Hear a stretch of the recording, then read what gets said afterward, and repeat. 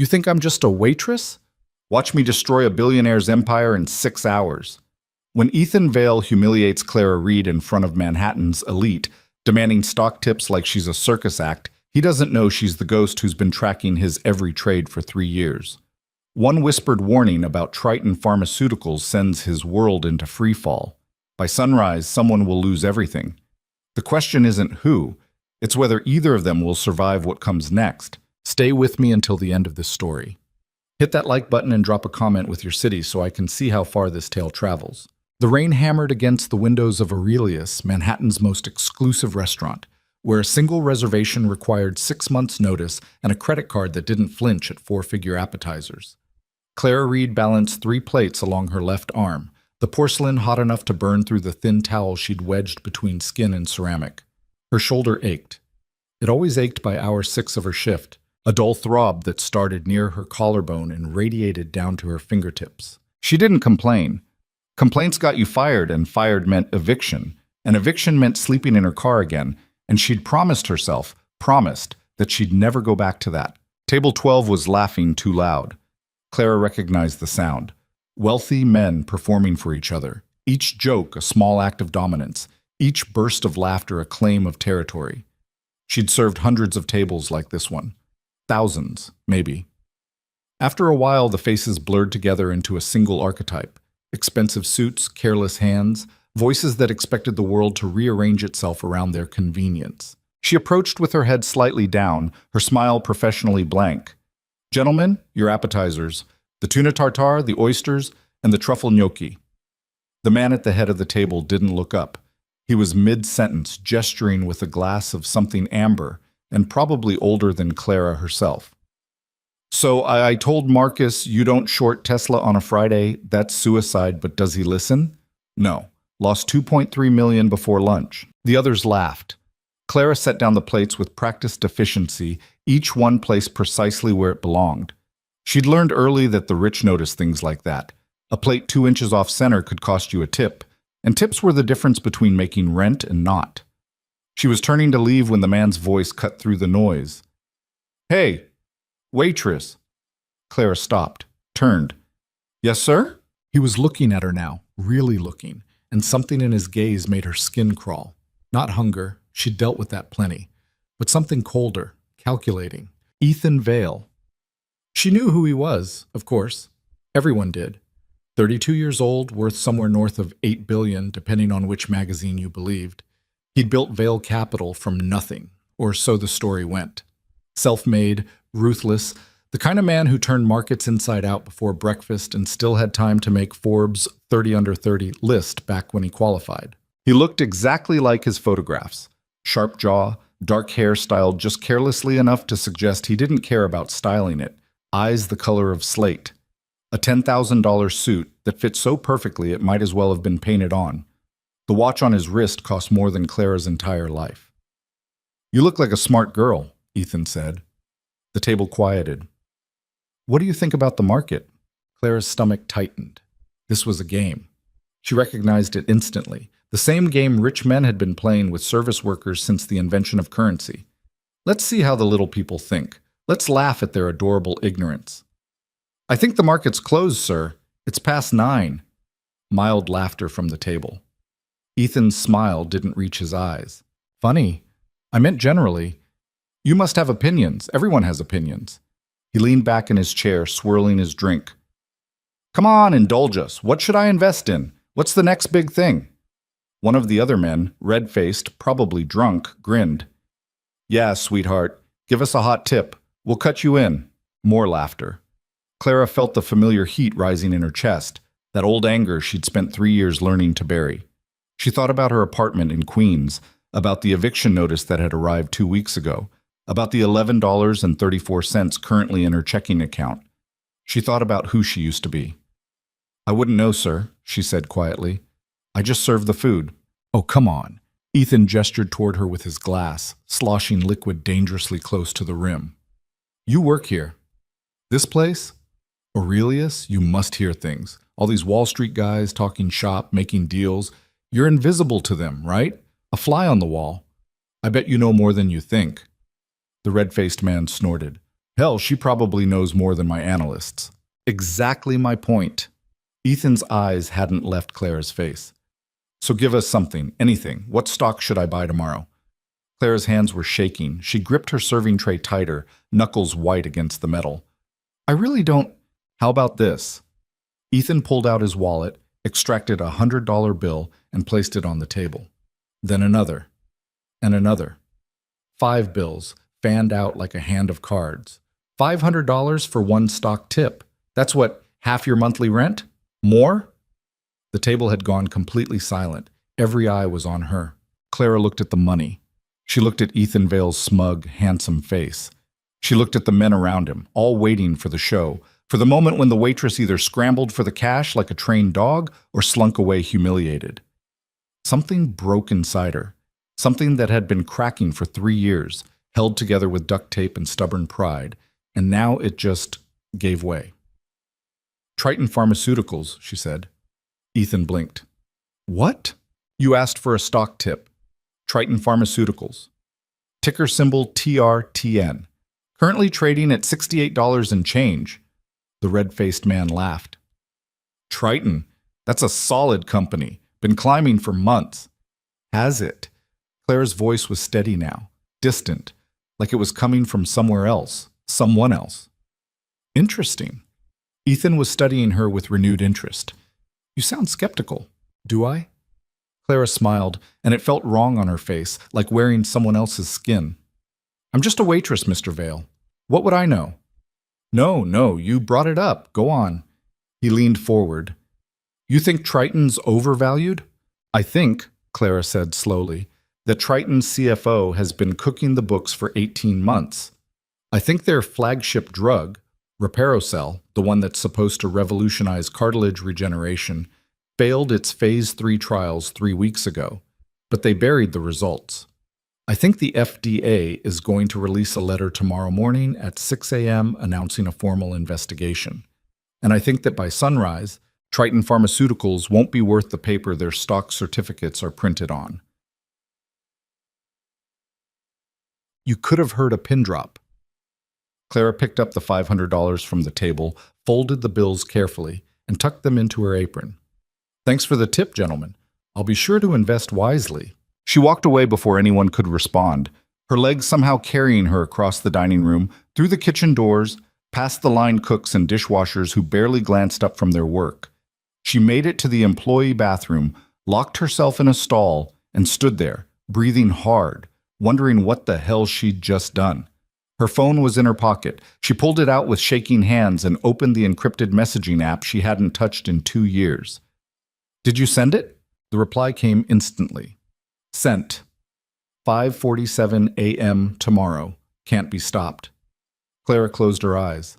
After 3 years of hiding, of pretending to be no one, of serving food to people who destroyed her life without even knowing her name, she'd finally done it. She'd just declared war. In the dining room, Ethan Vale sat frozen, his drink forgotten in his hand. Did she just... The red-faced man trailed off. She did. Ethan's voice was barely above a whisper. That's insane. Triton's golden. They're up 14% this quarter alone. But Ethan wasn't listening.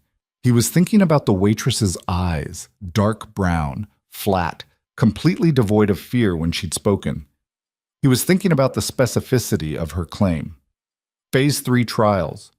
FDA investigation, 6 a.m. tomorrow. Nobody made claims that specific unless they knew something. He pulled out his phone and dialed his head analyst. Marcus? Yeah, I know what time it is. I need you to pull everything you can find on Triton Pharmaceuticals in the next 30 minutes. Everything. Earnings reports, trial data, insider trading patterns, everything. Ethan, it's 9:30 on a Friday night. I don't care if it's Christmas morning. Do it. He hung up and stared at his plate, appetite gone. The man across from him, David Chen, hedge fund manager, notorious vulture, was grinning. You're not seriously spooked by the waitress, are you? She named the drug, Ethan said quietly. Reparocel. How many people outside pharmaceutical circles even know that name? It's public information. The specific trial phase, the CFO detail, The exact time the FDA will release the letter? Ethan shook his head. Nobody talks like that unless they have inside information. So what are you going to do? David asked. Ethan stood up, throwing $300 bills on the table. I'm going to find out who the hell she is. He caught up with Clara in the narrow hallway leading to the kitchen, grabbing her arm as she tried to push through the doors. She spun, eyes blazing, and he saw something there that made him step back. Not fear, but fury, cold and controlled. Let go of me. Who are you? Ethan demanded. I told you. I'm just a waitress. Bullshit. Nobody just knows that kind of detail. You have sources. Who told you about Triton? Clara yanked her arm free. Does it matter? It matters if you're trying to manipulate the market. It matters if you're spreading false information to what? Embarrass you in front of your friends? Clara laughed, sharp and bitter. Please, I don't care about you, Mr. Vale. I don't care about your portfolio or your ego or whether you believe me. Then why tell me? The question hung between them. Claire's expression shifted, something complicated moving behind her eyes. Because 3 years ago, men like you destroyed someone I loved, she said quietly. And because if Triton crashes the way I know it will, you're going to lose everything you put into it. Consider this a professional courtesy. She pushed through the kitchen doors, leaving Ethan standing alone in the hallway, his heart pounding for reasons he didn't fully understand. He pulled out his phone again. Another call, this time to his private investigator. Richard, yeah, it's me. I need you to run a background check on someone. Name's... He realized he didn't know her last name. She's a waitress at Aurelius, late 20s, early 30s, dark hair, about 5'6". I need everything. Where she lives, where she's from, who she talks to, what she eats for breakfast. I need it by midnight. That's 3 hours, Ethan. I'll pay triple your rate. Just get it done. Back at the table, his friends were settling the bill, their earlier joviality dampened by the strange encounter. David clapped him on the shoulder. Forget about it. Probably just some conspiracy theorist who reads too many Reddit threads. But Ethan couldn't forget. He kept seeing Clara's face, the way she'd looked at him, not with awe or attraction or fear, but with something close to pity. By sunrise, someone will lose everything. His phone buzzed. Marcus calling back. Talk to me. Okay, so I pulled what I could on short notice, Marcus said, typing audibly in the background. Triton looks clean on the surface. Good earnings, solid pipeline, management's been bullish in every interview, but what? There's been some weird trading activity. Nothing dramatic enough to flag the SEC, but several insiders sold significant positions about 3 weeks ago. The CFO dumped 40% of his holdings, called it portfolio diversification, but the timing's odd. Ethan's grip tightened on his phone. What else? I can't find any record of Phase 3 trial results being released. They're scheduled to present in December, but that's still 2 months out. If they had positive results, they'd have announced already. Pharma companies don't sit on good news. And if they had bad results? They'd bury them as long as legally possible, Marcus admitted. Look, I can dig deeper, but it's going to take time. Most of this data isn't public. We'd need someone with access to internal documents, regulatory filings that haven't been released yet. Do it, Ethan said. I don't care what it costs. I need to know if that waitress is crazy or if we're all about to get blindsided. He hung up and sat back in the leather seat of his town car, watching the city lights blur past. Manhattan at night, all glass and steel and money. The only home he'd known since he'd left Chicago 15 years ago with nothing but a business degree and a dangerous amount of ambition. He'd built Vale Capital by being smarter than everyone else, by seeing patterns others missed, by taking risks that terrified lesser men. But this, a random waitress with specific detailed knowledge about a pharmaceutical company's internal dealings, this was different.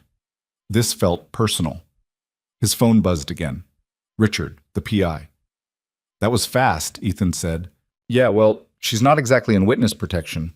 Clara Reed, 30 years old, lives in Queens, works at Aurelius 6 nights a week. Before that, she was... Richard paused. This is weird. What's weird? She basically doesn't exist before 3 years ago. No employment records, no tax returns, no social media presence. It's like she materialized out of thin air in 2021. Ethan frowned. People don't just materialize. I know. Which means either she changed her identity or she's been living off the grid. I'll keep digging, but whoever Clara Reed was before she became Clara Reed, she covered her tracks pretty well. After Richard hung up, Ethan sat in silence, his mind racing. A woman with no past, working a minimum wage job, somehow possessing insider knowledge about a pharmaceutical company worth billions. The pieces didn't fit. Unless his phone rang. Unknown number. He answered. Mr. Vale? A woman's voice, not Clara's. Older, professional. Who is this? Someone who knows what you're looking for. The information about Triton. It's real. Every word Clara Reed told you is true. The FDA letter will be released at 6 a.m. tomorrow. By 9 a.m., Triton's stock will have lost 60% of its value. By close of business, the company will be in free fall. Ethan's blood ran cold. How do you know this? Because we wrote the letter. The woman paused. And because we've been tracking Triton's fraud for 2 years. Clara just gave you the biggest gift of your life, Mr. Vale. What you do with it is up to you. Wait, who is we? Who are you? That's not important. What's important is that you have approximately 9 hours to decide whether you believe her. Good luck. The line went dead. Ethan stared at his phone, his pulse thundering in his ears. If this was real, if even half of what Clara had said was true, Triton was about to crater. And if he acted on that information, if he shorted Triton before the crash, he could make hundreds of millions, possibly billions. But if he was wrong, if this was some elaborate scam or misunderstanding, he'd be ruined. Worse than ruined. He'd be a cautionary tale, the billionaire who bet everything on a waitress's tip and lost. His phone buzzed with a text from Marcus. Found something? Call me. Ethan dialed immediately. What have you got? Okay, this is going to sound insane, but I hacked into Triton's internal email server. Don't ask me how, you don't want to know. And there's a message thread between the CFO and their head of clinical trials. It's encrypted, but I broke through. They're panicking. The trial failed. Reparocell causes severe immune responses in 30% of patients. They've been sitting on the data for 3 weeks, trying to figure out how to spin it. Ethan's hands went numb. You're sure? I'm looking at the emails right now. There's a conference call scheduled for tomorrow at 5 a.m. The CEO, the CFO, their legal team, and someone from the FDA. This is real, Ethan. That waitress wasn't bluffing. Ethan ended the call and leaned forward, tapping the partition between him and his driver. Change of plans. Take me to Queens. Queens, sir? Where in Queens? Ethan pulled up Richard's preliminary report, found Clara's address. 47th Avenue, Woodside. The driver's eyebrows rose, but he said nothing, merging into traffic and heading toward the Queensboro Bridge. Ethan spent the drive making calls. First to his trading team, waking them up, telling them to prepare for a major short position. Then to his lawyers, asking about the legality of trading on information provided by a third party. Then to his accountant, calculating how much capital he could mobilize on short notice. By the time the town car pulled up to Clara's building, a shabby 4-story walk-up sandwiched between a bodega and a laundromat, Ethan had made his decision. He was going all in. The building's front door was broken, the lock hanging uselessly from the frame. Ethan climbed the stairs, the smell of old cooking oil and mildew thick in the air. Clara's apartment was 3B. He knocked. No answer. He knocked again, harder. Ms. Reed? It's Ethan Vale, from the restaurant. I need to talk to you. Still nothing. He tried the handle. Locked, obviously. He was about to leave when he heard movement inside. Quiet, deliberate, the sound of someone trying not to make noise. I know you're in there, Ethan said. I just need 5 minutes. Please. A long pause. Then the door opened a crack. The chain still engaged. Clara's face appeared in the gap, and Ethan saw that she'd been crying. Her eyes were red, mascara smudged. Go away, she said.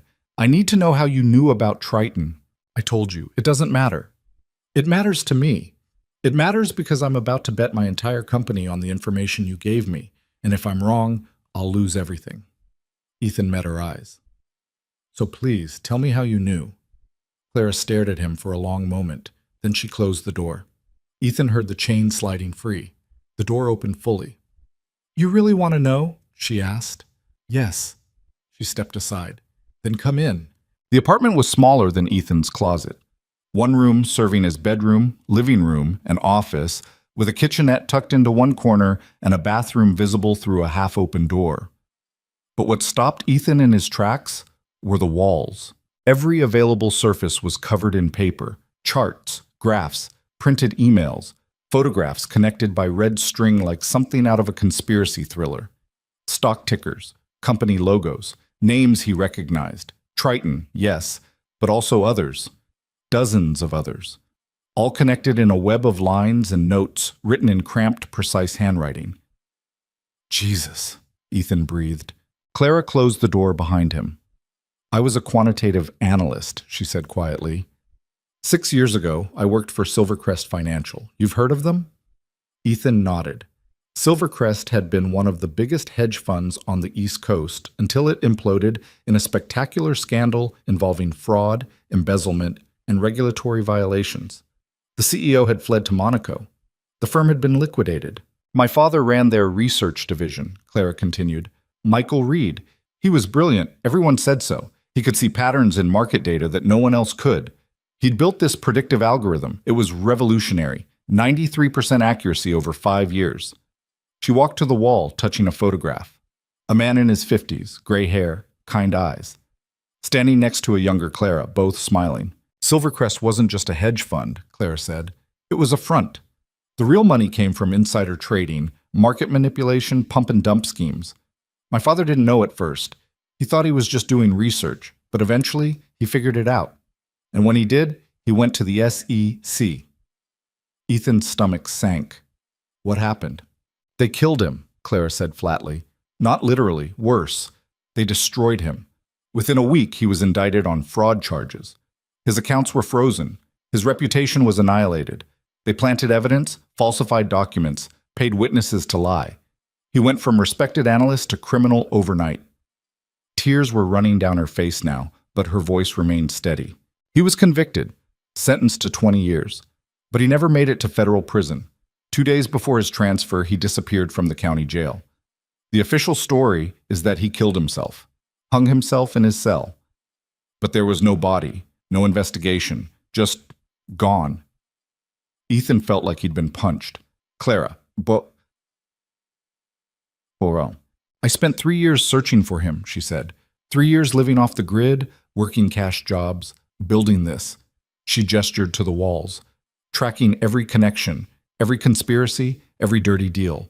Silvercrest was just one node in a much bigger network.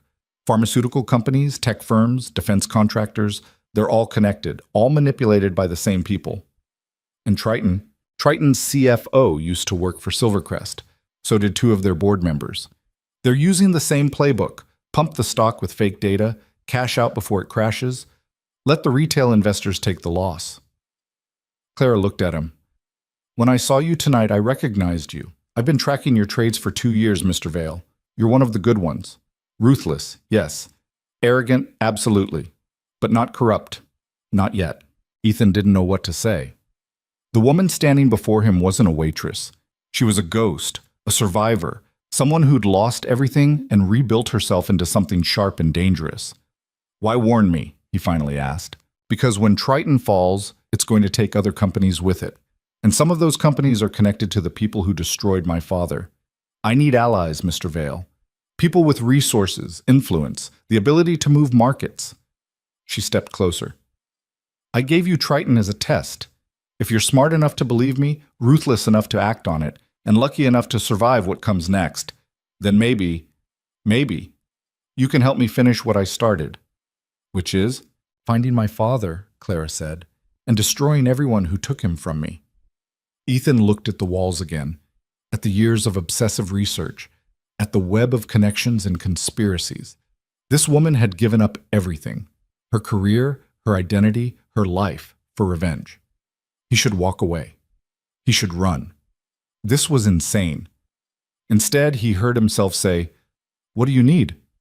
Clara smiled, and for the first time since he'd met her, it looked genuine. For now, just do what you do best. Short Triton, make it hurt. And when the market opens Monday morning and everyone's scrambling to understand what happened, I'll contact you again. She walked to the door, opened it. A clear dismissal. Ethan paused in the doorway. If you're wrong about this, I'm not.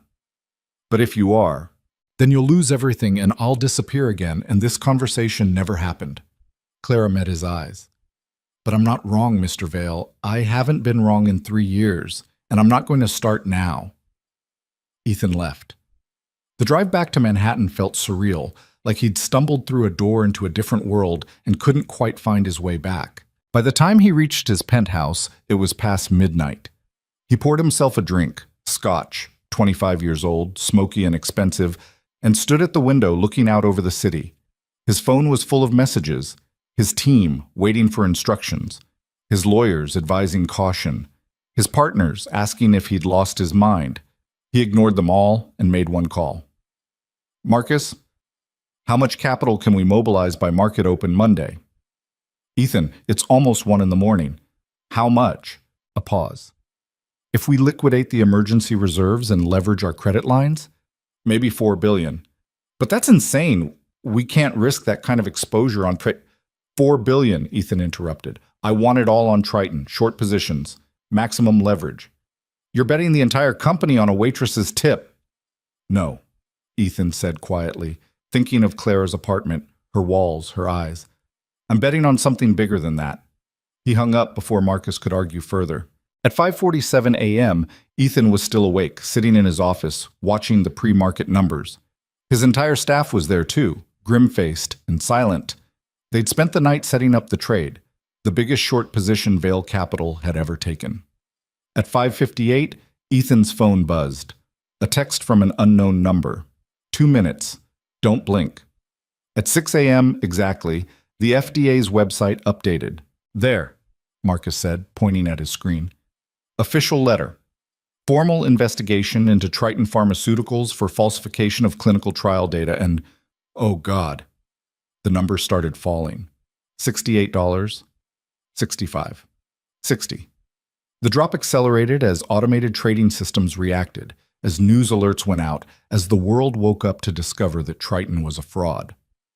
55, 50, 45. By 6:30 a.m., Triton had lost half its value. By 7 a.m., trading was halted. By 9 a.m., when the market officially opened, Triton Pharmaceuticals was worth less than $12 a share.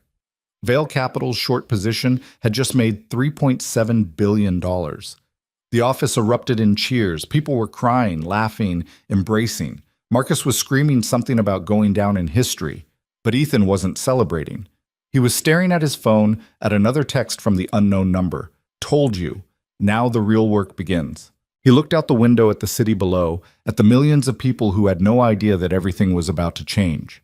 Clara Reed had just proven she could predict the future, and Ethan Vale had just become her partner in a war he didn't fully understand yet. But he would. Soon. Because somewhere in that web of conspiracies and connections, somewhere in the darkness that had swallowed Clara's father and countless others, there was a truth waiting to be uncovered. And Ethan was going to help her find it, even if it destroyed them both. The celebration lasted exactly 47 minutes before Ethan's phone rang with a number he didn't recognize. He stepped away from the chaos of his trading floor, where Marcus was still shouting about percentages and leverage ratios, and answered in the relative quiet of his corner office. Congratulations, Clara said. No preamble, no warmth, just that flat, efficient tone. You just made more money than most people see in 10 lifetimes. Thanks to you. Ethan watched the numbers still cascading across his monitors. Triton was down to $8 now, still falling. I owe you. You don't owe me anything. Not yet. A pause. But you will. Something in her voice made his spine straighten. What do you mean? I mean that Triton was a test. A small one. The people behind Silvercrest, behind my father's disappearance, they're watching now. They saw what just happened. They know someone leaked the FDA information early. So they're going to start looking for the source.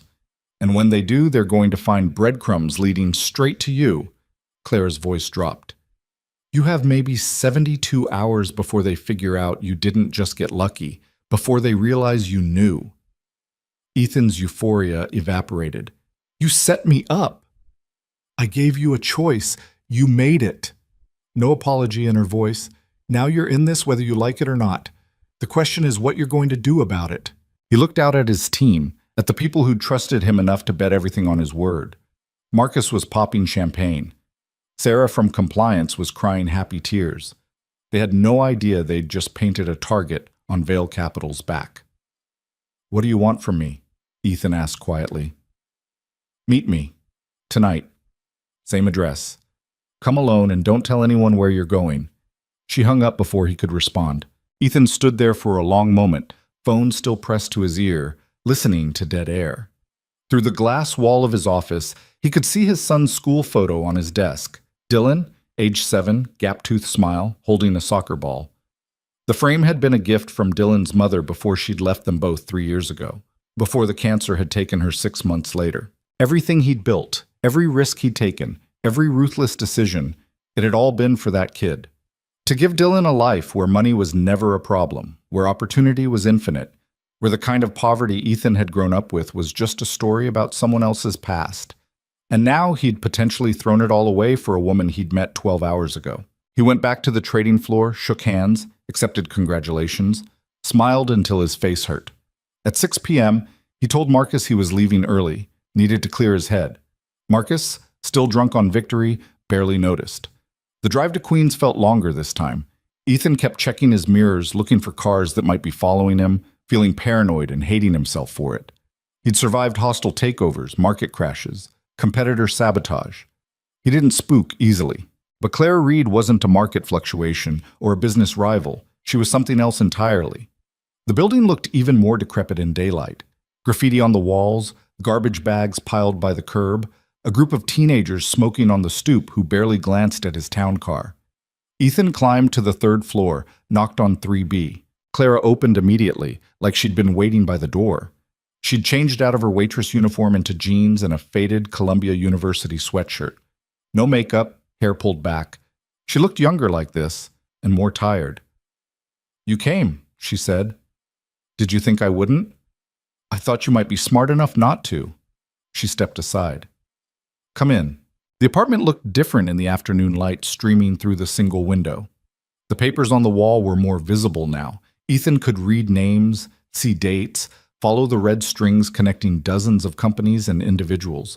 It was overwhelming and obsessive and more than a little frightening. "You've been doing this for 3 years?" he asked. "Every day." Clara moved to a laptop on a folding table, the screen showing multiple windows of data feeds, chat logs, encrypted messages. "I work nights at the restaurant because it gives me access to people like you. People who talk too loud about their trades, their inside information, their connections. You'd be amazed what wealthy men will say in front of someone they think is invisible. And you just collect it all? I build cases, evidence trails. I find the connections no one else sees." She pulled up a file, turned the laptop toward him. "Like this. Recognize these names?" Ethan scanned the document. Board members, executives, hedge fund managers. Half of them he'd met at conferences or charity events. The other half he knew by reputation. "What about them?" "They're all connected to Silvercrest. Some worked there directly. Others were investors or partners or beneficiaries of their insider trading schemes. When Silvercrest collapsed, these people didn't go down with it. They scattered, joined new companies, started new funds, continued the same practices under different names." Clara brought up another window, this one showing a network diagram that looked like a spider web. Triton Pharmaceuticals sat at one junction point. Triton was just one operation. There are 17 others I've identified.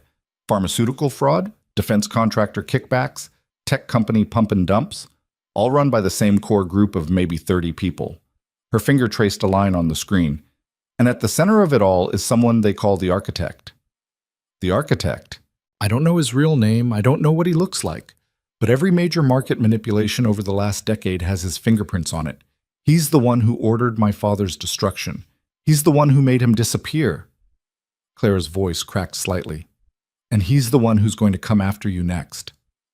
Ethan sat down heavily on the apartment's only chair, a plastic folding thing that creaked under his weight. Why me? I'm just one trader who made a good call. You made $4 billion on a call that required insider knowledge of an FDA investigation. That's not luck, Ethan. That's conspiracy. And the moment the architect's people start digging into how you knew, they're going to find anomalies. Your analyst accessing Triton's email server. Your unusual trading pattern. The fact that you were at Aurelius last night sitting 20 feet from me. She was right. Of course she was right. Ethan had been so focused on the trade itself that he hadn't thought about the aftermath, about the questions people would ask. "So what do I do?" he asked. "You help me." Clara closed the laptop. "You have resources I don't have. Money, connections, legitimacy. You can access places and people I can't get near. Together, we can do what I've been trying to do alone for 3 years. We can expose the entire network and find my father before they kill him." "You think he's still alive?" "I know he is." She said it with absolute certainty. They kept him alive because of his algorithm, the predictive model he built. It's too valuable to destroy. Somewhere, they're holding him, forcing him to work for them, and I'm going to get him back. Ethan looked at her, at this woman who'd traded a career in finance for a waitress's wages, who'd covered her walls in conspiracy theories that were apparently true, who just used him as bait in a war against people he couldn't see. He should walk away, should cut his losses, take his winnings, disappear to some country without extradition treaties. Instead, he asked, "Where do we start?" Clara's expression shifted. Relief, maybe, or something harder to name. "With you staying alive long enough to be useful. The architect's people move fast. By tomorrow, they'll have identified you as a person of interest. By Wednesday, they'll have someone inside your company, your building, maybe your home." "That's impossible. Your security is private contractors making $60,000 a year. How much do you think it would take to bribe one of them? 100,000? 200? Clara shook her head. "You need to assume everyone around you is potentially compromised. Trust no one." "That's paranoid." "My father thought it was paranoid too, right up until the day he vanished from a jail cell with 8 cameras and 16 guards. She grabbed a bag from under her mattress, a battered backpack that looked like it had seen better days. "Pack essentials, laptop, files, anything you can't afford to lose. We're leaving." "Leaving? I have a son, Dylan. He's 7. Clara froze. "You have a kid?" "Shared custody with my late wife's sister. He's with her this week, but I can't just disappear on him. Then you need to make sure he's protected too." Clara pulled out her phone, made a call. "Marcus?" "Yeah, it's Elena. I need you to run a check on Sarah Mackenzie, Upper East Side. Security detail, anyone watching her building, usual patterns." A pause. "Yeah, 20 minutes. She hung up, looked at Ethan. "That's his aunt?" "Yes. Who's Marcus? Who's Elena?" "Aliases. People who help me." Clara was typing rapidly on her phone now. "If the architect thinks you're a threat, he'll use your son as leverage. We need to know if anyone's watching the kid." The casual way she said it made Ethan's blood run cold. "If you've put Dylan in danger, Sat." "I didn't put him in danger. You did. The moment you decided to trade on the Triton information." Clara looked up, and her eyes were hard. "You wanted to play in the big leagues, Ethan. Well, congratulations. This is what the big leagues look like." She was right again, and he hated it. He'd made the choice. He'd taken the risk. And now Dylan was potentially in the crosshairs because of his arrogance. "What do you need me to do?" he asked, voice tight. "Right now?" "Wait." Clara went back to her laptop, pulling up multiple camera feeds. "These are traffic cameras near your son's school, his aunt's building, the parks he frequents. I've been monitoring them since this morning." "You've been watching my son?" "I've been keeping him safe. There's a difference." She pointed at one screen. "See that gray sedan? It's been parked across from the school for 6 hours. Driver hasn't moved. That's surveillance." Ethan leaned closer. The image was grainy but clear enough to see a man sitting behind the wheel, occasionally raising something to his face. Binoculars or a camera. "Call your sister-in-law," Clara said. "Tell her to take Dylan somewhere public, a museum, a restaurant, somewhere with cameras and crowds. Don't explain why. Just insist." Ethan pulled out his phone, dialed Sarah's number. She answered on the 3rd ring, sounding harried. "Ethan, is everything okay? I heard about your trade. That's amazing. Sarah, I need you to do something for me. Take Dylan to the Natural History Museum right now." "Now? It's almost 7. We were about to have dinner. Please, it's important. I'll explain later, but I need you to go somewhere public with him. Stay there for at least 2 hours." A pause. Sarah knew him well enough to hear the urgency in his voice. Ethan, you're scaring me. I know. I'm sorry. Just trust me. Please. Okay? Okay, we'll go, but you owe me an explanation. I'll call you in an hour. He hung up, looked at Clara. Now what? Now we see if they follow. Clara switched camera views, tracking Sarah's building entrance. 15 minutes later, they saw Sarah emerge with Dylan, the boy bundled in a jacket, chattering animatedly about something. They walked toward the subway. The gray sedan didn't move. Could be a coincidence, Ethan said. Could be. Clara didn't sound convinced. Let's give it another 30 minutes. They waited in silence, watching the screens. Ethan used the time to study the papers on Clara's walls more carefully. He recognized more names than he wanted to. Fund managers he'd competed against, executives he'd met at conferences, even a few politicians. The network was vast and deeply entrenched. How did you find all this? He asked. Patience, obsession, a willingness to live on nothing while I followed every lead. Clara didn't look away from the screens. My father taught me how to see patterns. He used to say that markets were just stories, and if you understood the narrative, you could predict the ending. I applied that to people instead of stocks. And it worked? I'm still alive, aren't I? She finally glanced at him. Barely, but yeah. At the 40-minute mark, another car pulled up near the school, a black SUV with tinted windows. Two men got out, scanned the area, spoke briefly with someone Ethan couldn't see. Then they got back in and drove away. That's a problem, Clara said. Who were they? Security contractors, probably checking if your son was still at school. She started packing up her laptop. They know you're connected to the Triton leak now. They're mapping your vulnerabilities. Ethan's hands were shaking. I need to get Dylan out of the city. You need to stay calm. Clara's voice was sharp. Panic gets people killed. Your sister-in-law is taking him to a public place. He's safe for now.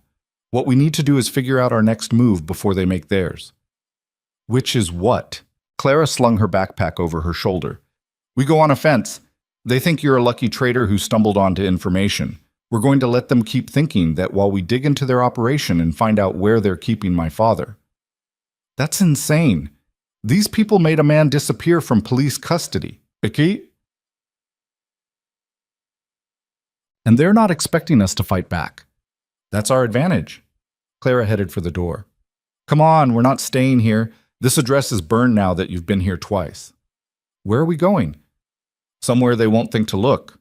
She led him down the stairs and out into the street, moving quickly but not running.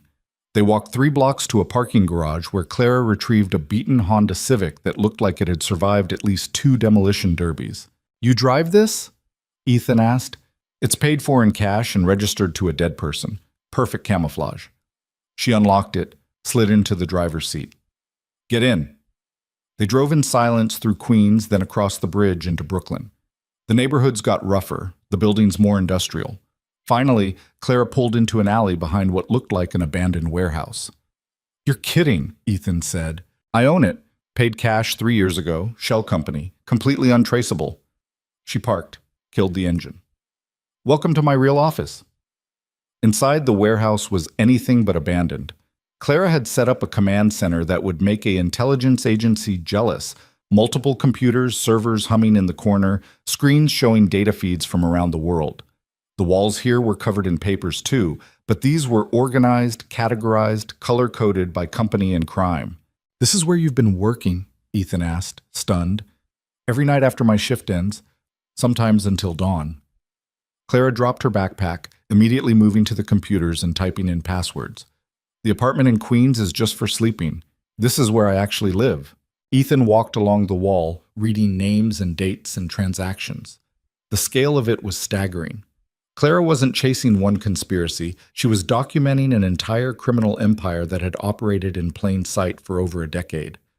How have you stayed alive? He asked. By being invisible. By working a job no one notices, living in a place no one looks, and never making a move until I was absolutely certain. She pulled up a file on the main screen. But you changed that. The Triton trade was supposed to happen in another 6 months, after I'd built more evidence. You forced my hand. You could have not told me. I could have. But I needed to see what you'd do.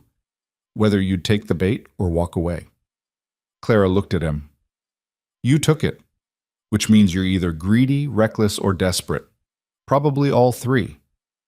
I'm a father trying to secure my son's future. And that makes you predictable, exploitable. She turned back to the screens. But it also means you'll fight harder than someone who only cares about money. I can work with that. Ethan's phone buzzed. Sarah, calling back. Where are you? She demanded. We've been at the museum for an hour. Dylan's getting tired. Stay there another 30 minutes. Then go to the Riverside Hotel and check in under your maiden name. Don't go back to your apartment tonight. Ethan, what is going on? I can't explain right now. Just please do this for me. I'll have someone deliver clothes and whatever else you need, but don't go home. Sarah's voice dropped. Are we in danger? I'm being careful. That's all. I'll explain everything tomorrow, I promise. He hung up before she could argue further. Clara was watching him. She's not going to listen. She will. Sarah's been through enough. She knows when I'm serious. And when she asks you tomorrow what this is about, what are you going to tell her? Ethan didn't have an answer. Clara pulled up another screen, this one showing financial transactions. While they're safe, we work. I need you to look at these accounts and tell me if you recognize the patterns. Ethan moved closer. The transactions were complex, shell companies moving money through multiple jurisdictions, timing purchases to avoid detection, using complex derivatives to hide the real trades. This is money laundering, he said. Classic structure. Wait, he leaned in. These accounts. I've seen this pattern before. Where? One of my clients used to do something similar. Not illegal, just aggressive tax avoidance. The timing, the jurisdictions, it's the same playbook. His mind raced. If they're using the same structure, they might be using the same banks, the same attorneys, the same vulnerabilities. Clara was already typing. Which client? Meridian Trust. Tech billionaire, completely paranoid about privacy. He had his lawyers set up this whole network of... Ethan stopped. Oh, God. What? Andrew Zhao, the founder of Meridian Trust. He was at the restaurant last night. He was at my table when you told me about Triton. Clara's fingers froze on the keyboard. You're sure? Positive. He's the one who made the joke about you knowing more than his analysts. Ethan felt sick. He heard everything. Then he's already told them. Clara spun to another computer, pulled up a profile. Andrew Zhao's face filled the screen. Late 40s, billion-dollar smile, the kind of man who collected art and politicians. He's not just connected to the architect. According to my research, he might be the architect. The room tilted. Ethan grabbed the edge of the desk to steady himself. That's impossible. He's respected, philanthropic. He funds education programs. He funds what he wants people to see. The real money goes elsewhere. Clara brought up more files. Zhao was a major investor in Silvercrest. When it collapsed, he positioned himself as a victim, lost $20 million supposedly. But 3 months later, he made $200 million on trades that perfectly predicted which companies would benefit from Silvercrest's collapse. Inside information. Not just inside. He orchestrated it. My father's algorithm was worth billions. Zhao wanted it. When my father refused to hand it over, Zhao destroyed him and took it anyway. Clara's voice was shaking now. And now Zhao knows we're onto him. Ethan pulled out his phone, hands trembling. He had 17 missed calls from Marcus, 6 from other partners, 3 from numbers he didn't recognize. 1 voicemail from Andrew Zhao himself, left 20 minutes ago. He played it on speaker. Ethan, Andrew here. Quite the trade this morning. Very impressive. We should talk about how you developed that particular insight. I'm having a small gathering tomorrow night, few friends from the industry. I'd love for you to join us. Bring your analyst team. Let's discuss opportunities. A pause. Oh, and Ethan? Congratulations on Dylan's soccer game last weekend. I hear he scored the winning goal. You must be very proud. The message ended. Clara was staring at him. He just threatened your son. I know. Ethan's voice didn't sound like his own, distant, mechanical. What do we do? We accept the invitation. Claire was already moving, pulling up maps and building schematics. If Zhao's inviting you to a gathering, it means he wants you close, wants to see what you know, who you've told. It's an interrogation disguised as a party. Then we don't go. We absolutely go. It's our chance to get inside his operation, to see who else is involved, to find evidence. She looked at him. And maybe, if we're lucky, to find out where he's keeping my father. This is suicide. This is the only play we have. Clara grabbed his shoulders, forced him to look at her. Listen to me. Zhao is careful. He doesn't make moves unless he's certain of the outcome. The fact that he called you means he doesn't know everything yet. He suspects, but he doesn't know. We can use that. How? By giving him a story he wants to believe. You're a greedy trader who got lucky with a random tip. You don't know where it came from, don't know about the larger conspiracy. You're just a guy trying to make money. She released him. Can you sell that? Ethan thought about all the times he'd bluffed in negotiations, all the poker faces he'd worn in boardrooms, all the lies he'd told to protect his company or his son or himself. Yeah, he said, I can sell it. Good. Because tomorrow night, you're going to walk into a room full of people who've killed for less than what you know. And you're going to smile and shake hands and pretend you're just another greedy bastard who doesn't care how the sausage gets made. She went back to her computers, pulling up everything she had on Zhao's properties, his associates, his patterns. Ethan watched her work, this woman who'd lost everything and rebuilt herself into a weapon. Why are you doing this? He asked quietly. You could have disappeared, changed your name again, moved to another country. Why stay and fight? Clara didn't look up from her screens. Because I made my father a promise. The last time I saw him, the day before they arrested him, he told me that if anything happened to him, I should run, save myself, forget about him, and just survive. Her hand stilled on the keyboard. I told him I would. I lied. He wouldn't want you to risk your life. He's my father. I don't care what he wants. Now she did look at Ethan, and her eyes were fierce. These people took everything from me, my career, my identity, my family. They made me into a ghost. So I'm going to haunt them until either I find my father or they kill me trying. Those are the only two endings this story gets. Ethan understood that kind of determination. He'd felt it himself after Dylan's mother died, that absolute refusal to let the world break him, that stubborn insistence on survival even when survival felt impossible. Okay, he said. Tell me what you need. They worked through the night.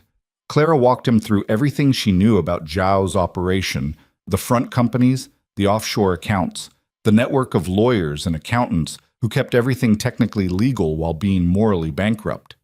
Ethan contributed what he knew about the financial side, helping Clara understand trading patterns and market manipulations he recognized. Around 3 a.m., Clara's phone buzzed with a message that made her sit up straight. What is it? Ethan asked.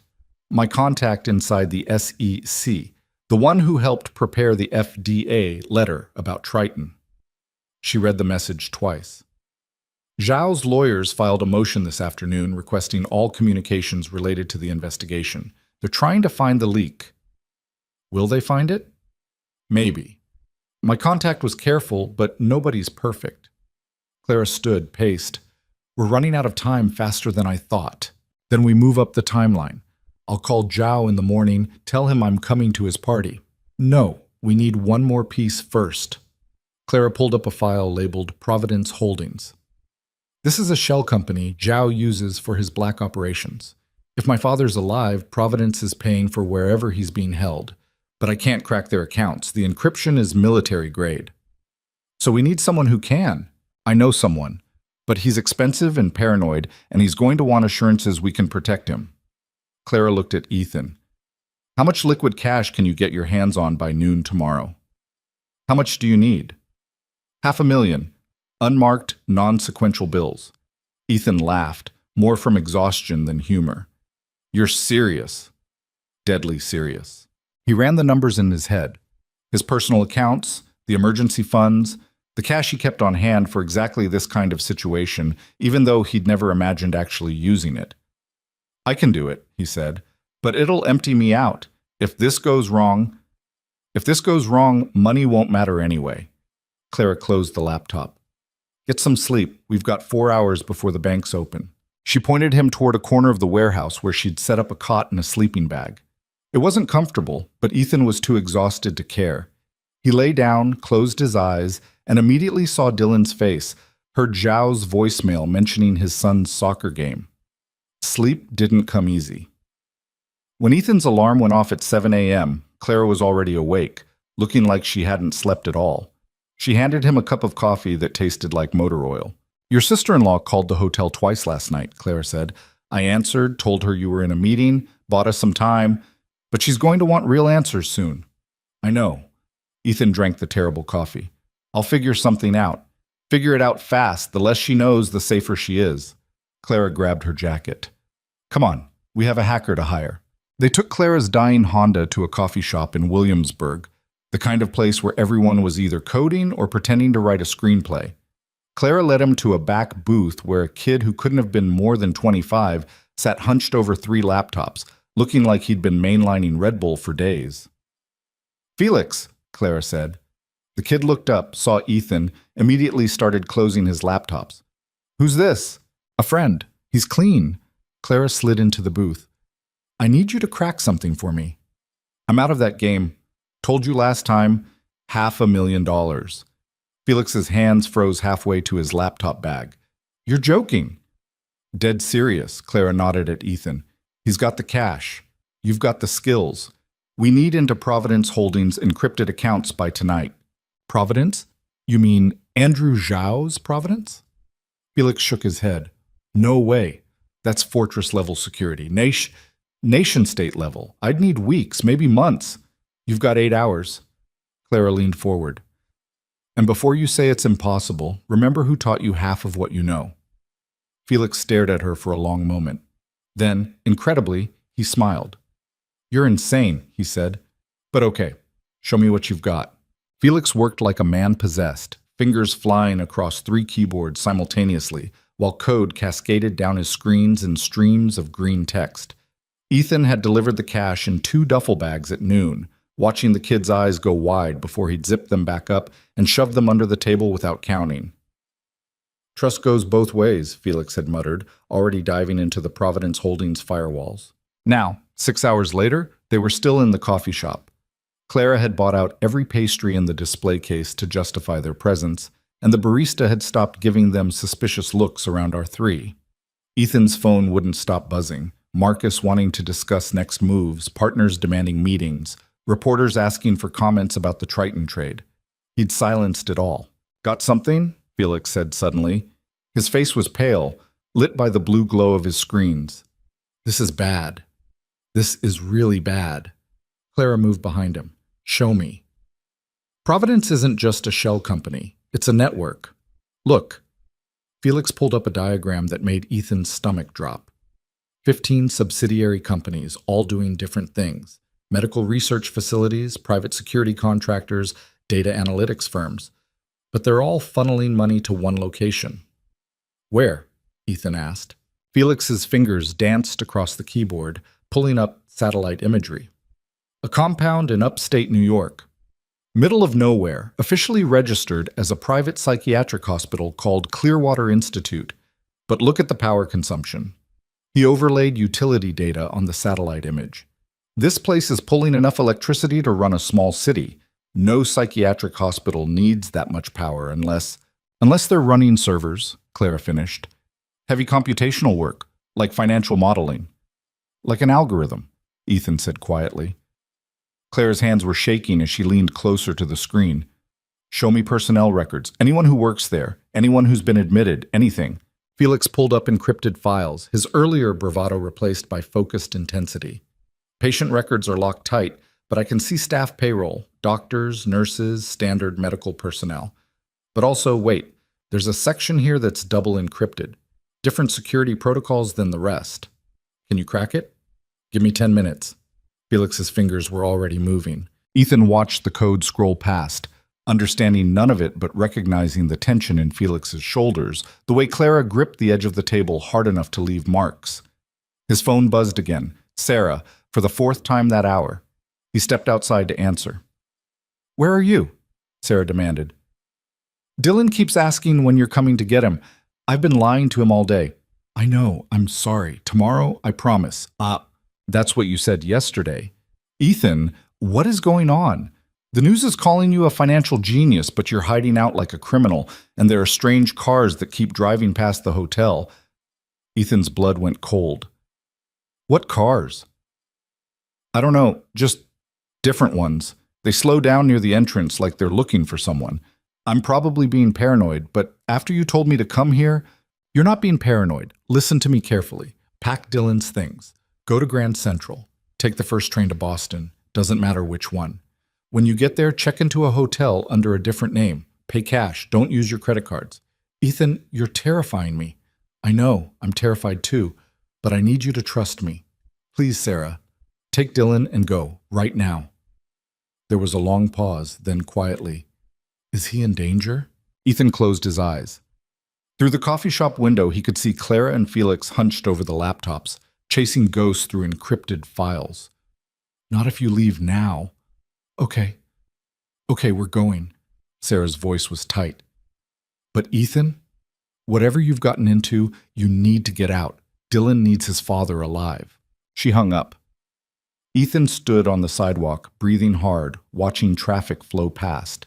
Somewhere in that river of cars and people, someone was watching. Someone was always watching. He went back inside. Felix had cracked the encrypted section. You need to see this, the kid said. His face had gone from pale to gray. The files showed medical records, but not normal ones. These detailed experimental procedures, drug trials, neurological testing, all performed on a single patient identified only as Subject 17. Claire was reading through the records, her lips moving silently. When she looked up, there were tears on her face. It's him, she whispered. The medications they're giving him. My father has a rare blood disorder. He needs specific anticoagulants. These prescriptions match exactly. Are you sure? Ethan asked. I'm sure. She pointed at a note buried in the records. Look at this.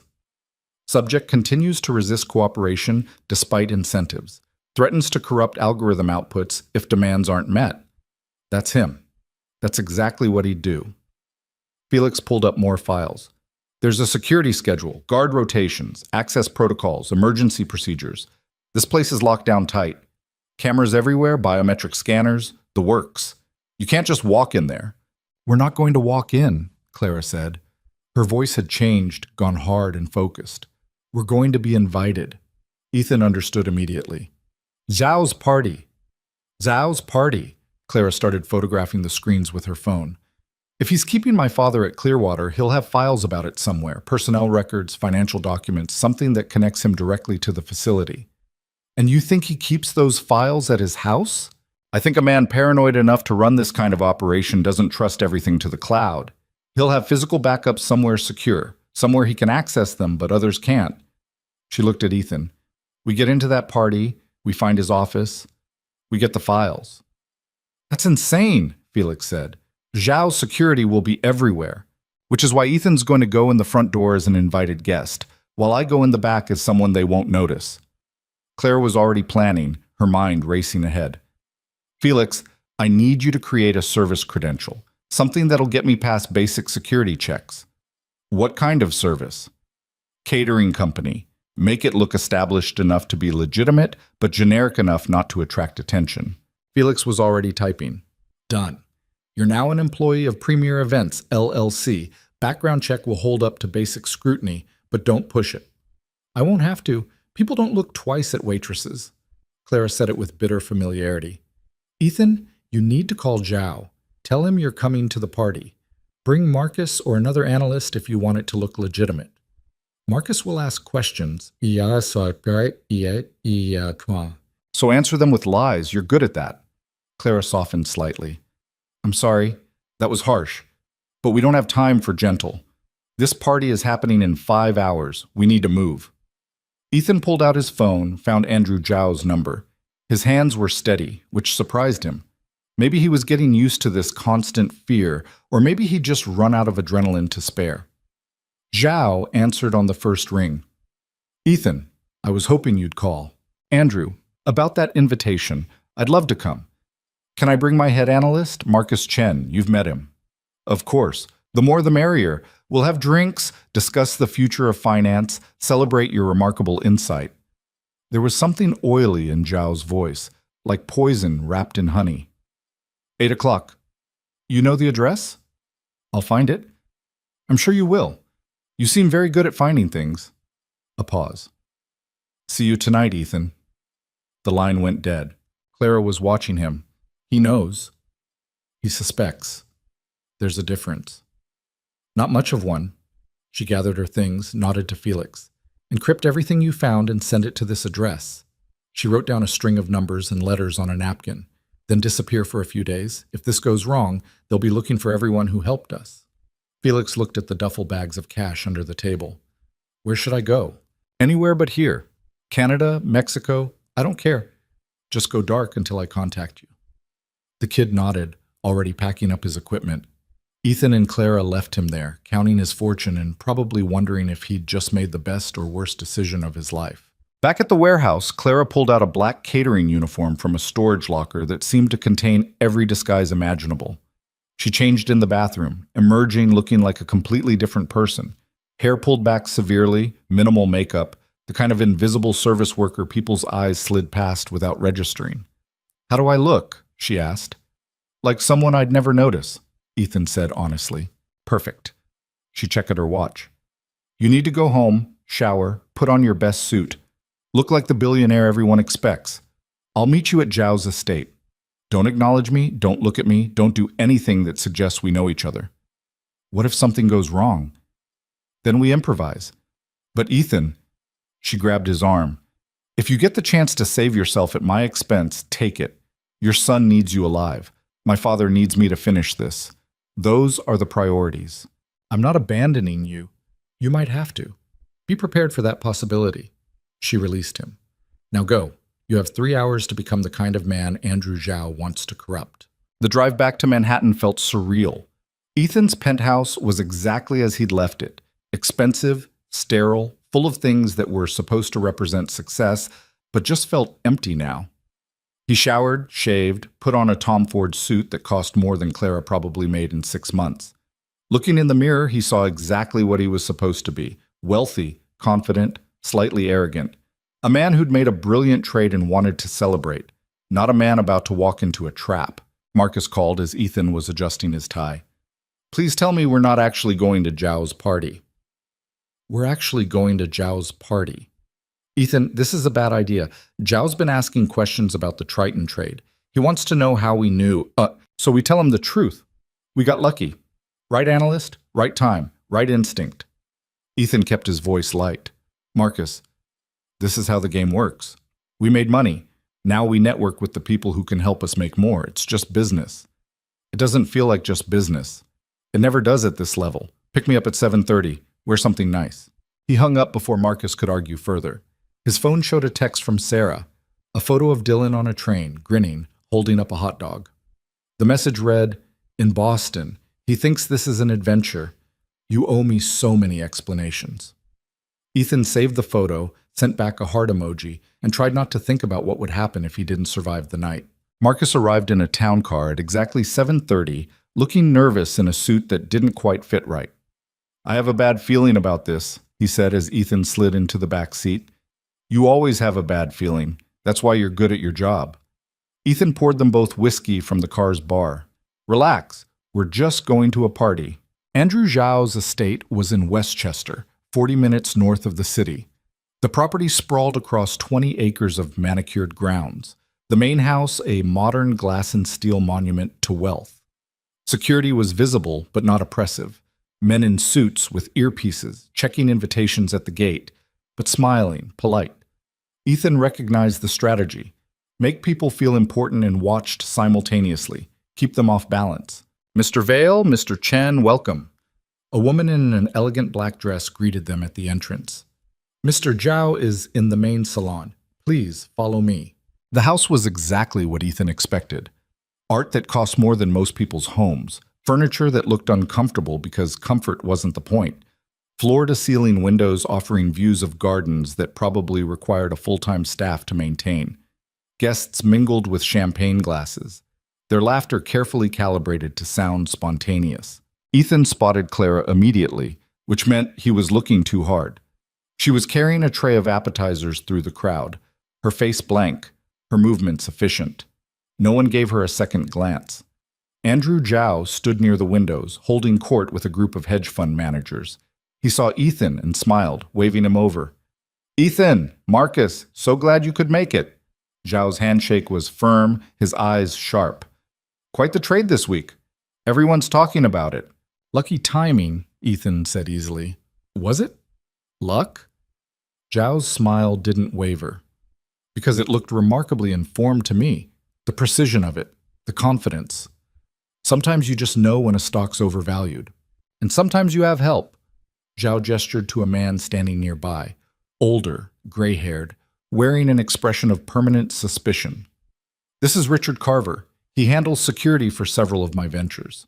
Richard's been doing some interesting research into the Triton situation. Carver nodded at Ethan without warmth. Mr. Vale, your trading pattern before the Triton collapse was unusual. Large position, maximum leverage, perfect timing. Almost like you knew exactly when the FDA was going to release their letter. Marcus tensed beside him, but Ethan kept his expression neutral. I pay my analysts well to spot opportunities. They spotted one. Which analyst specifically? Carver asked. Team effort, you know how it is. I really don't. Carver's eyes were cold.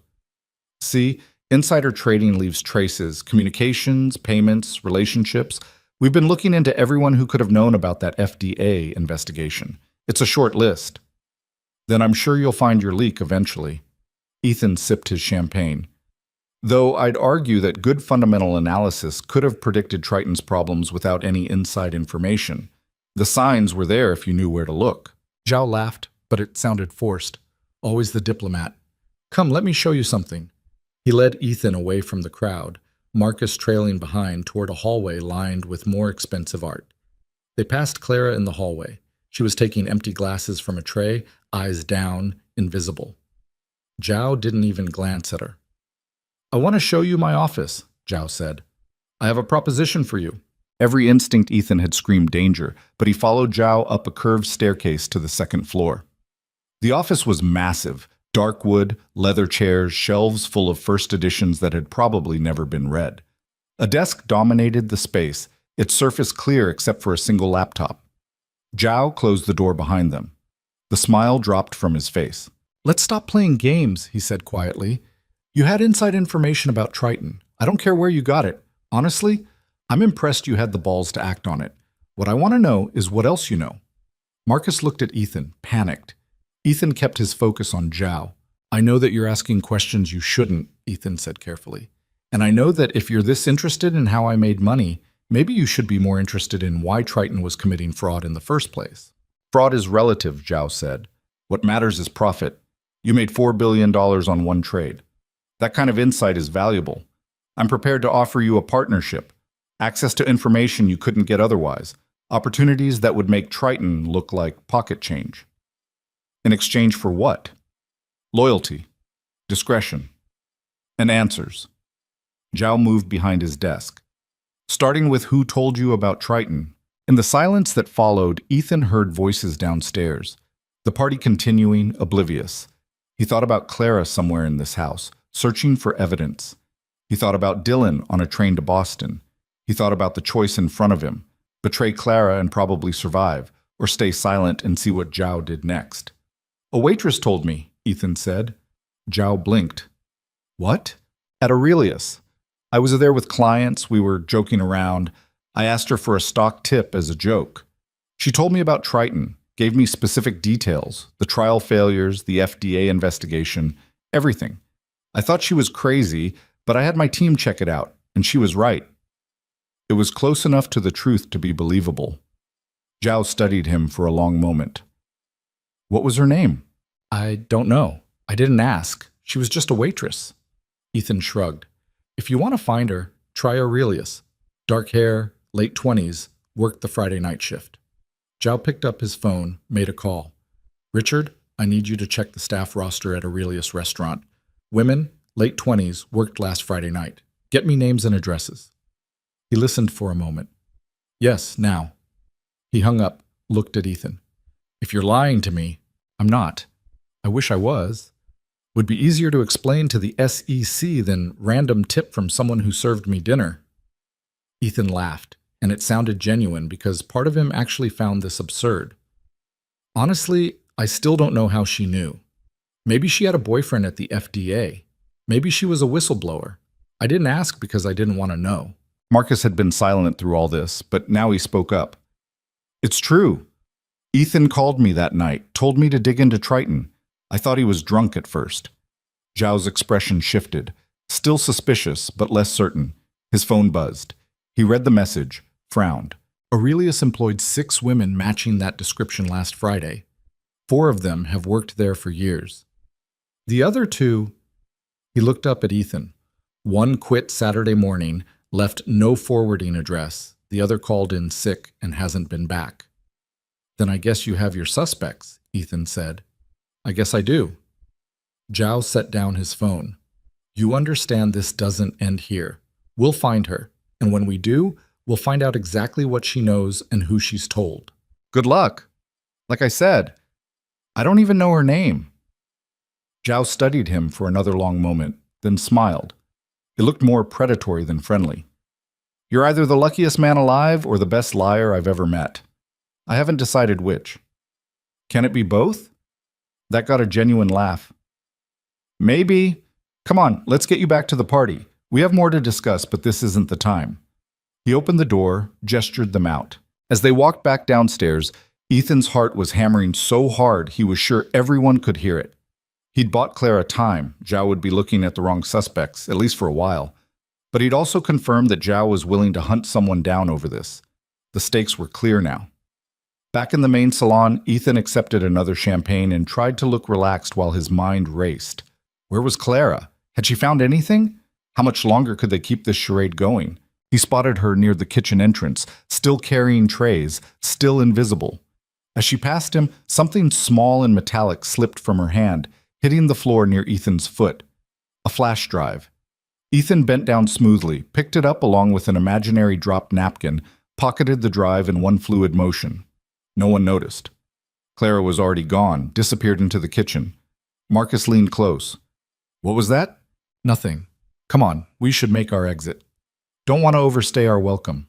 They found Zhao near the entrance, said their goodbyes with promises to discuss future opportunities.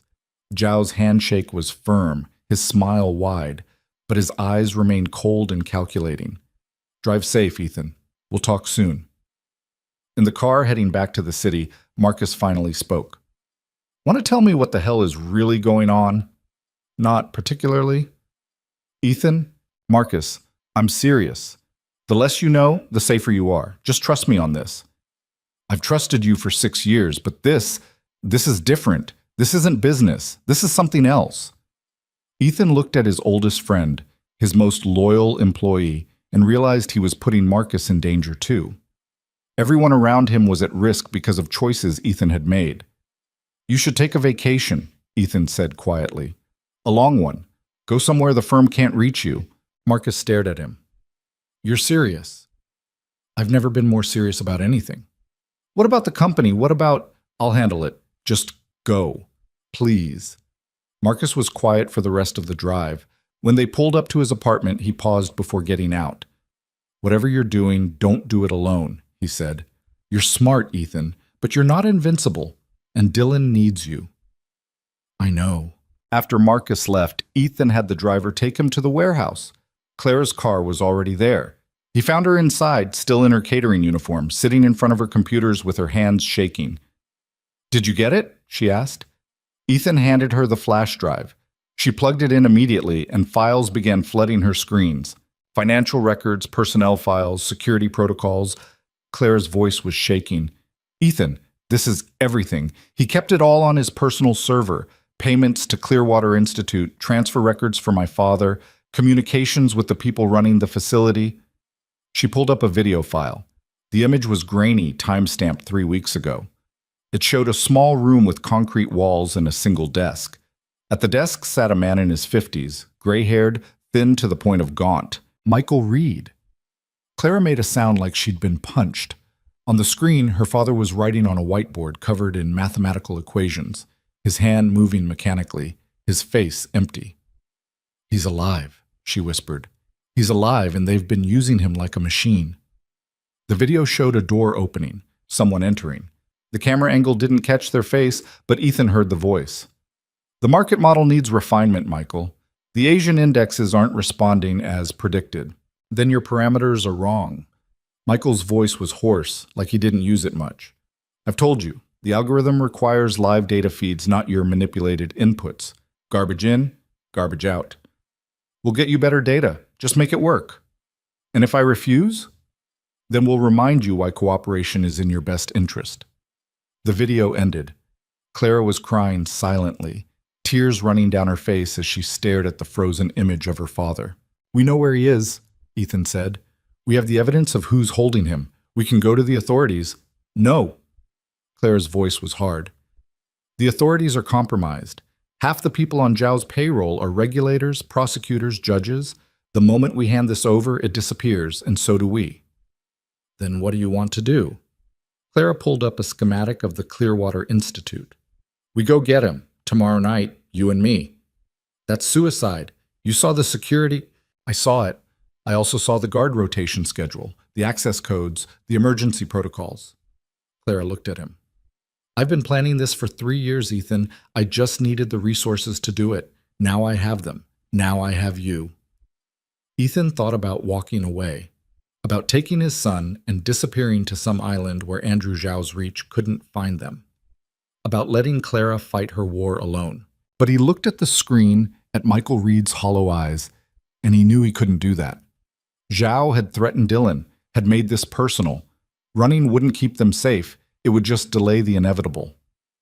What do you need from me? Ethan asked. Clara pulled up more files. Money, equipment, and one more thing. She hesitated. I need you to make a trade, a big one. Something that will pull Zhao's attention away from Clearwater for exactly 4 hours tomorrow night. What kind of trade? The kind that crashes markets. Clara smiled, and it was fierce and slightly unhinged. Remember all those other companies I've been tracking, the ones connected to Zhao's network? Tomorrow at market close, we're going to short all of them simultaneously. Every corrupt company, every fraudulent operation, every single stock that Zhao's people control. We're going to destroy them all at once. Ethan did the math in his head. That's billions of dollars in coordinated trades. The SEC will notice. Hell, the FBI will notice. I'm counting on it. While Zhao's scrambling to contain the financial crisis and deal with federal investigators, his security at Clearwater will be minimal. That's our window. This is insane. This is the only way. Clara grabbed his hands. I've run every scenario. This is the one that works. We hit them so hard they can't respond to everything at once, and in that chaos, we get my father out. Ethan wanted to argue, to point out the 100 ways this could go wrong, but looking at Clara's face, desperate, determined, dangerous, he knew nothing he said would change her mind. Okay, he said, let's crash some markets. They spent the rest of the night preparing. Clara walked him through every company, every trade, every timing requirement.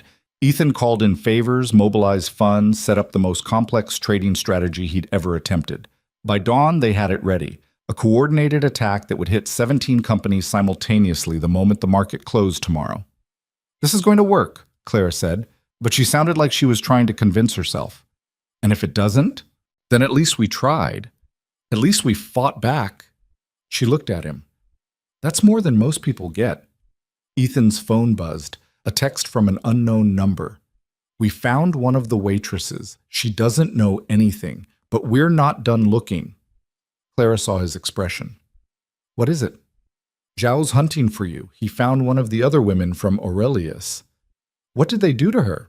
Text doesn't say, but Clara, he's not going to stop. If we don't finish this tomorrow, he'll find you eventually. I know. She deleted files from her computer, erasing evidence. Which is why tomorrow, we don't just get my father out. We bring down everyone involved. We make sure they can't come after us, can't cover this up, can't make us disappear like they did to him. How? Clara smiled. We're going to live stream the whole thing, every piece of evidence, every crime, broadcast to the world in real time. By the time Zhao realizes what's happening, it'll be too late to stop it. She pulled up a program on her computer, sophisticated streaming software connected to multiple social media platforms, news websites, federal law enforcement databases. When we go into Clearwater tomorrow night, every camera I'm wearing will feed into this system. The whole world is going to watch us expose them. They can't kill what everyone's already seen. Ethan stared at the setup, at this woman who'd thought of everything, who'd planned every detail of her revenge for 3 years, who was finally about to either win everything or lose it all. "You're terrifying," he said. "Good. So are they." Clara started packing equipment into a bag, cameras, communication devices, tools he didn't recognize. "Get some sleep. Tomorrow's going to be the longest day of our lives." Ethan tried to sleep but couldn't. His mind kept cycling through everything that could go wrong, every variable they couldn't control. Around 6 a.m., he gave up and called Sarah. "We're okay," she said before he could speak. "Dylan's having fun. He thinks we're on vacation." "Good. Stay there. Don't come back until I call you." "Ethan, I love you both. Remember that." He hung up before she could respond, before he had to lie anymore. At 4 p.m., Ethan sat down at his trading terminal for the last time. Marcus had left the country, sent a text from Mexico saying he'd taken Ethan's advice. The rest of his team was home, unaware of what was about to happen. Clara stood behind him, watching the markets tick down toward close. "Ready?" she asked. "No," Ethan said honestly, "but let's do it anyway."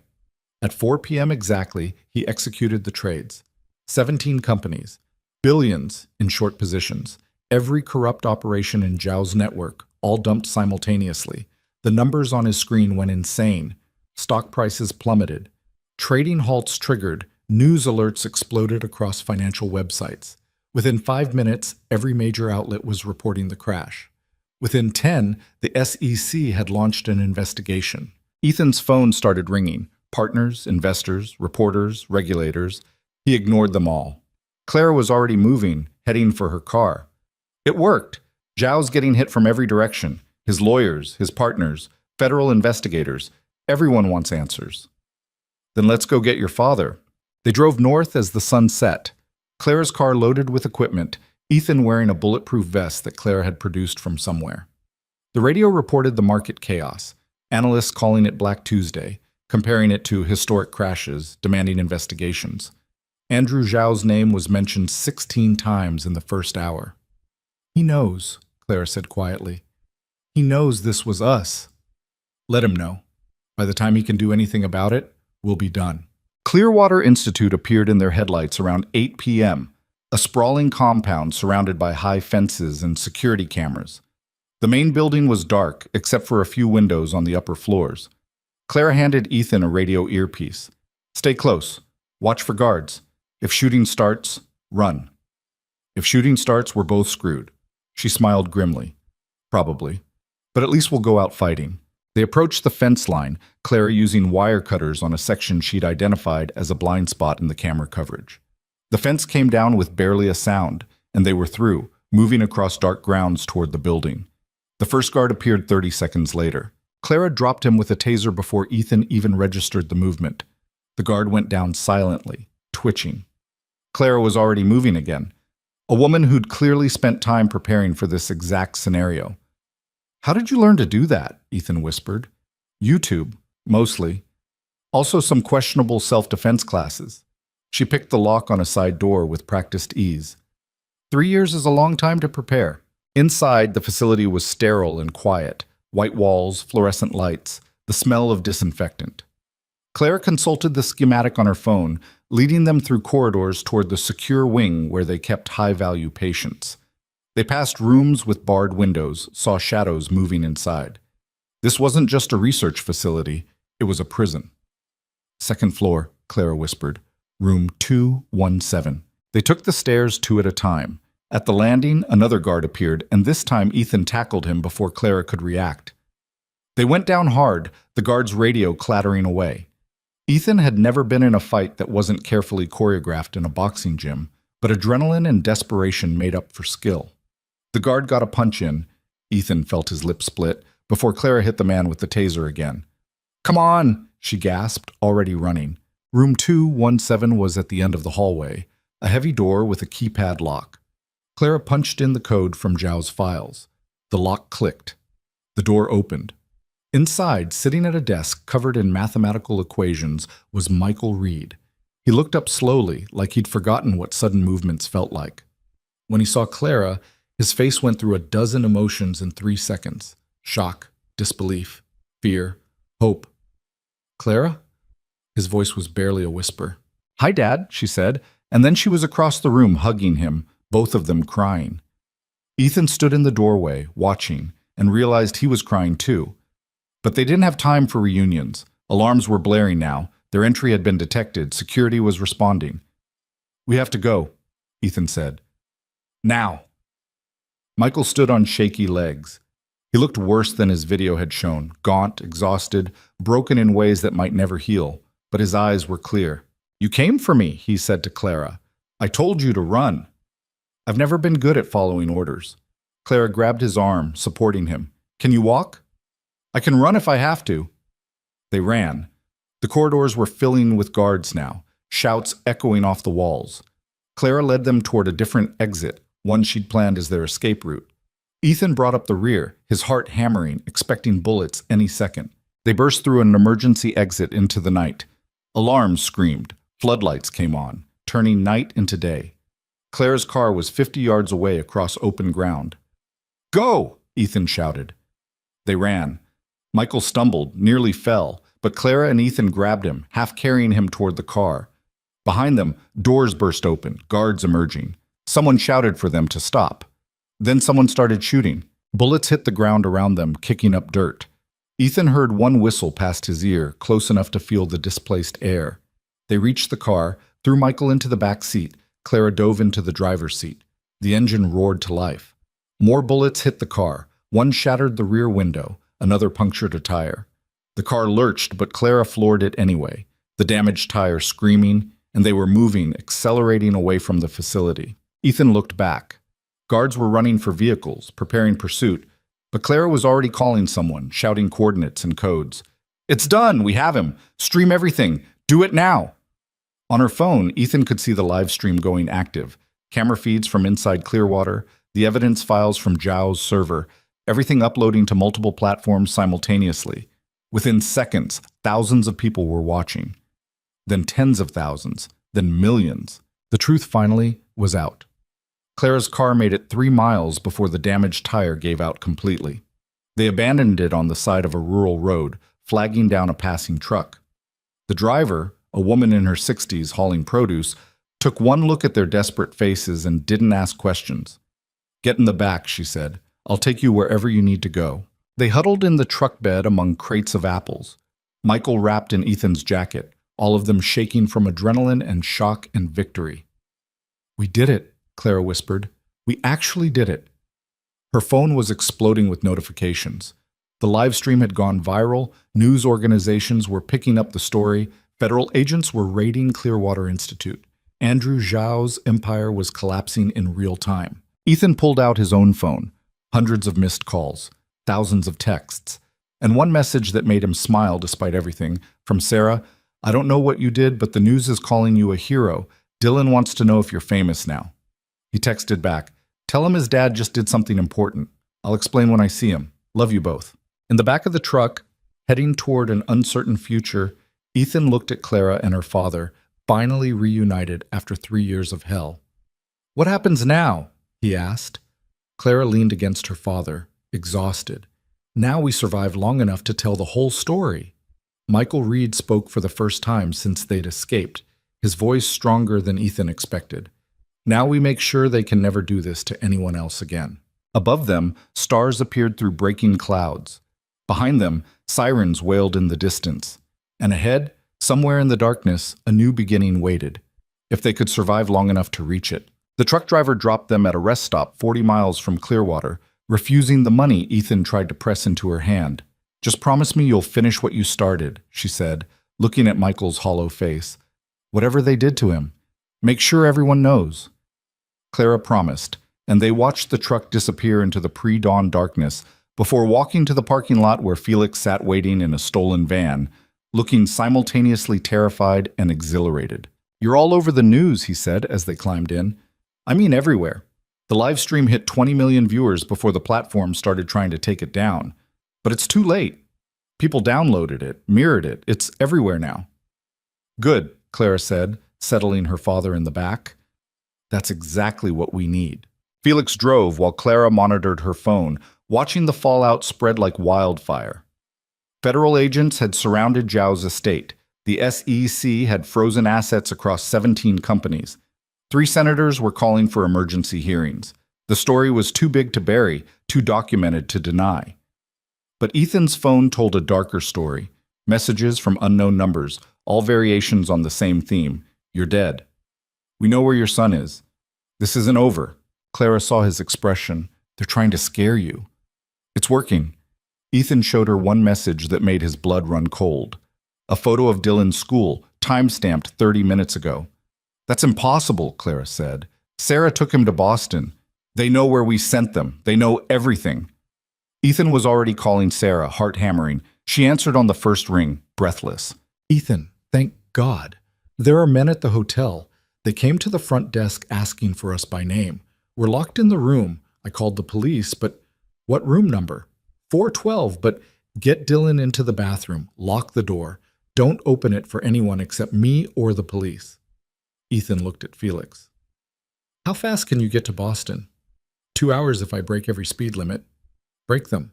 Felix hit the accelerator. Clara was already on another phone calling someone Ethan didn't recognize. Marcus, yes, that Marcus. I need a team in Boston. 412 at the Harborview. Armed men threatening a woman and child. Yes, I know it's 6 in the morning. I don't care what it costs. She hung up, saw Ethan's expression. I told you, I have people. They'll get there before us. How do you have people? You're a waitress. I was a lot of things before I became a waitress. Clara moved to sit beside her father, who'd been silent through all of this, watching everything with the wariness of someone who'd learned not to trust rescue. Dad, you okay? Michael Reed's voice was rough. Define okay. I'm out of that place. I'm with you, but these people, Clara, you don't know what they're capable of, what they've built. This isn't just Zhao. He's middle management.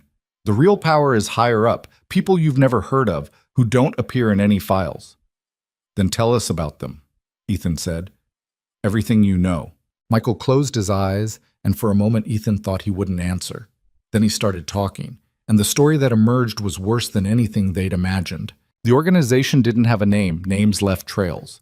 It existed in the spaces between legitimate business and criminal enterprise, populated by people who'd learned that the best crimes were perfectly legal if you wrote the laws yourself. They'd been operating for 30 years, maybe longer, manipulating markets, installing politicians, eliminating threats. Silvercrest was just one operation, Michael said. They have dozens. Pharmaceutical companies testing drugs on unwitting populations.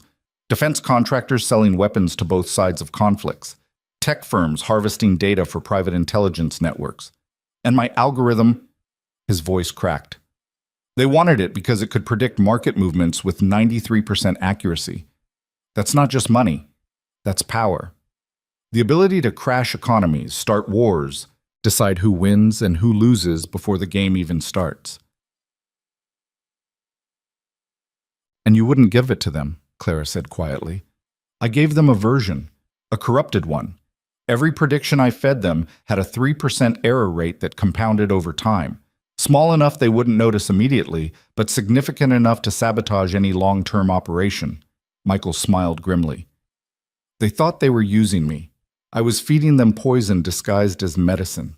Ethan stared at this broken man who'd spent 3 years in captivity, deliberately undermining his captors. That's why they kept you alive. They knew something was wrong, but couldn't figure out what. And they thought that given enough time, I'd fix it, or that they could break me into compliance. Michael's hands were shaking. They tried everything. Isolation, drugs, psychological manipulation. They showed me fabricated evidence that Clara was dead, that the world thought I was a criminal who'd killed himself, that no one was coming for me. Clara grabbed his hand. I never stopped looking. I know that now, but for 3 years, I didn't know if you'd survived, if you'd given up, if they'd gotten to you too. Tears ran down Michael's face. The only thing that kept me going was the hope that maybe, somewhere, you were still fighting. Felix's voice cut through the moment. We've got a problem. He pointed at the rearview mirror. 3 black SUVs were closing fast, weaving through early morning traffic. How did they find us? Clara demanded. Doesn't matter. They're here. Felix took an exit at the last second, tires screaming. The SUVs followed. Ethan looked back. Through the tinted windows, he could see shapes moving. Can you lose them? In this piece of junk? Not a chance. Felix was driving like a maniac now, running red lights, cutting through parking lots. I can buy us time, but one of the SUVs pulled alongside, and Ethan saw the window rolling down, saw the gun. Get down! He shouted, throwing himself over Michael as bullets shattered the van's side windows. Glass exploded inward. The van swerved. Felix was screaming something Ethan couldn't hear over the gunfire. Clara had pulled out a gun from somewhere. Where did she keep getting weapons? And was returning fire through the broken window. The SUV dropped back, but the other two were still coming. There? Clara pointed at an upcoming bridge. Get underneath. There's a service road. Felix yanked the wheel hard right. The van tilting so far Ethan thought they'd roll, but somehow they stayed upright and plunged down an embankment onto a narrow maintenance road that ran beneath the highway. The SUVs tried to follow, but the first one misjudged the angle and crashed into a concrete pillar, metal crumpling. The other two made it, though, and now they were in a concrete tunnel with no exits, just a long stretch of road leading toward a maintenance facility. Felix, I really hope you have a plan, Ethan said. Working on it. The kid was white-knuckled on the steering wheel, pushing the van beyond its capabilities. Ahead, the tunnel opened into a service area with multiple vehicles parked, maintenance trucks, construction equipment. Felix spun the wheel, sending the van into a controlled skid that brought them behind a massive dump truck. He killed the engine. Everybody out, run for the access stairs. There, see them? They piled out, Michael moving slower than the rest, but keeping up. Behind them, the SUVs roared into the service area. Ethan grabbed Michael's arm, helping him toward the stairs while Clara and Felix provided cover, though neither of them seemed particularly trained in actual combat. They made it to the stairs as bullets pinged off metal railings. Up, always up, Ethan's legs burning, Michael gasping for breath. They emerged onto a city street, Boston. They'd made it to Boston. Morning commuters staring as four desperate people burst from a utility access point. Clara was already hailing a taxi, shoving money at the driver before he could protest. Harborview Hotel. There's an extra 100 if you get there in 5 minutes. The driver looked at them, disheveled, bleeding, terrified, and made a decision. Get in. They crammed into the back, the taxi peeling away as their pursuers emerged from the access point behind them. The driver wove through traffic with the casual disregard of someone who'd seen it all, asking no questions, just driving. Your people, Ethan gasped at Clara. Are they at the hotel? They should be. I haven't heard back, which either means they're busy or... Don't finish that sentence. The Harborview appeared ahead, its glass facade reflecting the rising sun. Police cars were parked out front, which meant either Sarah had gotten through to them or something had already happened. Ethan threw money at the driver and ran for the entrance before the taxi fully stopped. The lobby was chaos. Hotel security arguing with two men in suits who looked distinctly uncomfortable. A manager trying to calm everyone down. And there, emerging from the elevator, was Sarah with Dylan pressed against her side. Dad! Dylan saw Ethan and broke free, running across the lobby. Ethan caught him, lifted him, buried his face in his son's hair and tried not to cry. Are you okay? Did anyone hurt you? Mom. Sarah says we're on an adventure and we met police and there were loud noises in the hallway, but we stayed in the bathroom like you said, and Dylan was talking a mile a minute, the way he did when he was scared, but trying to be brave. Sarah reached them, her face pale. Those men, they tried to force open the door.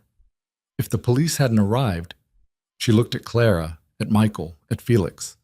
Who are these people? What have you gotten us into? I'll explain everything, but right now we need to leave. All of us. Together. One of the suited men approached, younger than Ethan expected with the bearing of someone military. Mr. Vale? I'm Eric Chen. Clara called us. We've secured the immediate area, but there are more coming. We need to move you to a safe location. Who are you? Ethan demanded. Private security. We specialize in extraction and protection for people in situations exactly like yours. Eric looked at Clara. Though I'll admit this is the first time someone's paid us with cryptocurrency from an anonymous account while actively being shot at. Will you take the job? Clara asked. Already did. The moment I saw the news about Clearwater and realized what you'd exposed, I made some calls. You've got friends you don't know about, Ms. Reed. A lot of people have been waiting for someone to finally take these bastards down. Eric gestured toward the exit. We have vehicles waiting. Secure location upstate. From there we can plan next steps. They moved as a group toward the exit, Eric's team forming a protective cordon. Dylan clung to Ethan, asking questions Ethan couldn't answer yet. Sarah walked beside them, still demanding explanations that would have to wait. Outside, 3 armored vehicles waited. Not military, but close enough. They loaded in, and Ethan found himself sitting beside Michael Reed, watching this stranger who'd sacrificed everything, who'd endured torture and isolation and still managed to fight back in the only way he could. "Thank you," Michael said quietly, "for helping her, for risking everything when you didn't have to." "I had to," Ethan said. "They threatened my son, made it personal. It's always personal. That's what people like Zhao never understand. They think everything's a transaction, that everyone has a price. They can't comprehend people who fight for something bigger than profit." Michael looked at Dylan, who'd fallen asleep against Ethan's shoulder. "You have something worth fighting for. Don't ever let them take that from you." The convoy drove for 2 hours, eventually pulling up to what looked like an abandoned industrial complex. But inside it was fully operational. A safe house equipped with everything they needed. Communication equipment, secure computers, medical supplies. A doctor examined Michael while Clara coordinated with Eric's team. Sarah cornered Ethan in a side room.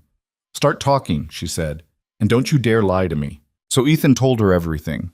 The Waitress, the Triton trade, the conspiracy, the rescue from Clearwater. Sarah listened without interrupting, her expression cycling through disbelief, horror, and fury. "You risked Dylan's life," she said when he finished. "I know. You bet everything we have on the word of a stranger. I know. And now we're in hiding from billionaire criminals who've apparently killed before." "I know." Ethan met her eyes. "I'm sorry. I thought I could control it, thought I was smart enough to stay ahead. I was wrong."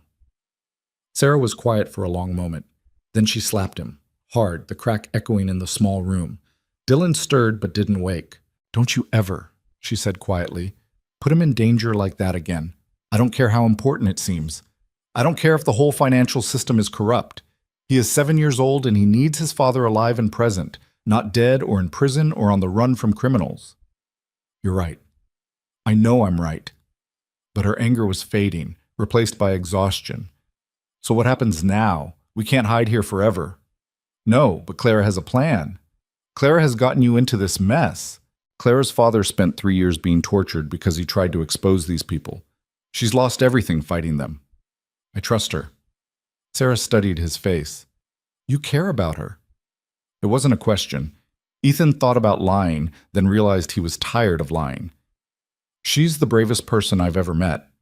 And yes, I care about her. But Dylan comes first. Always. Then make sure whatever happens next, he's protected. Because if you don't, I'll take him somewhere you'll never find us and you'll never see him again. Understand?"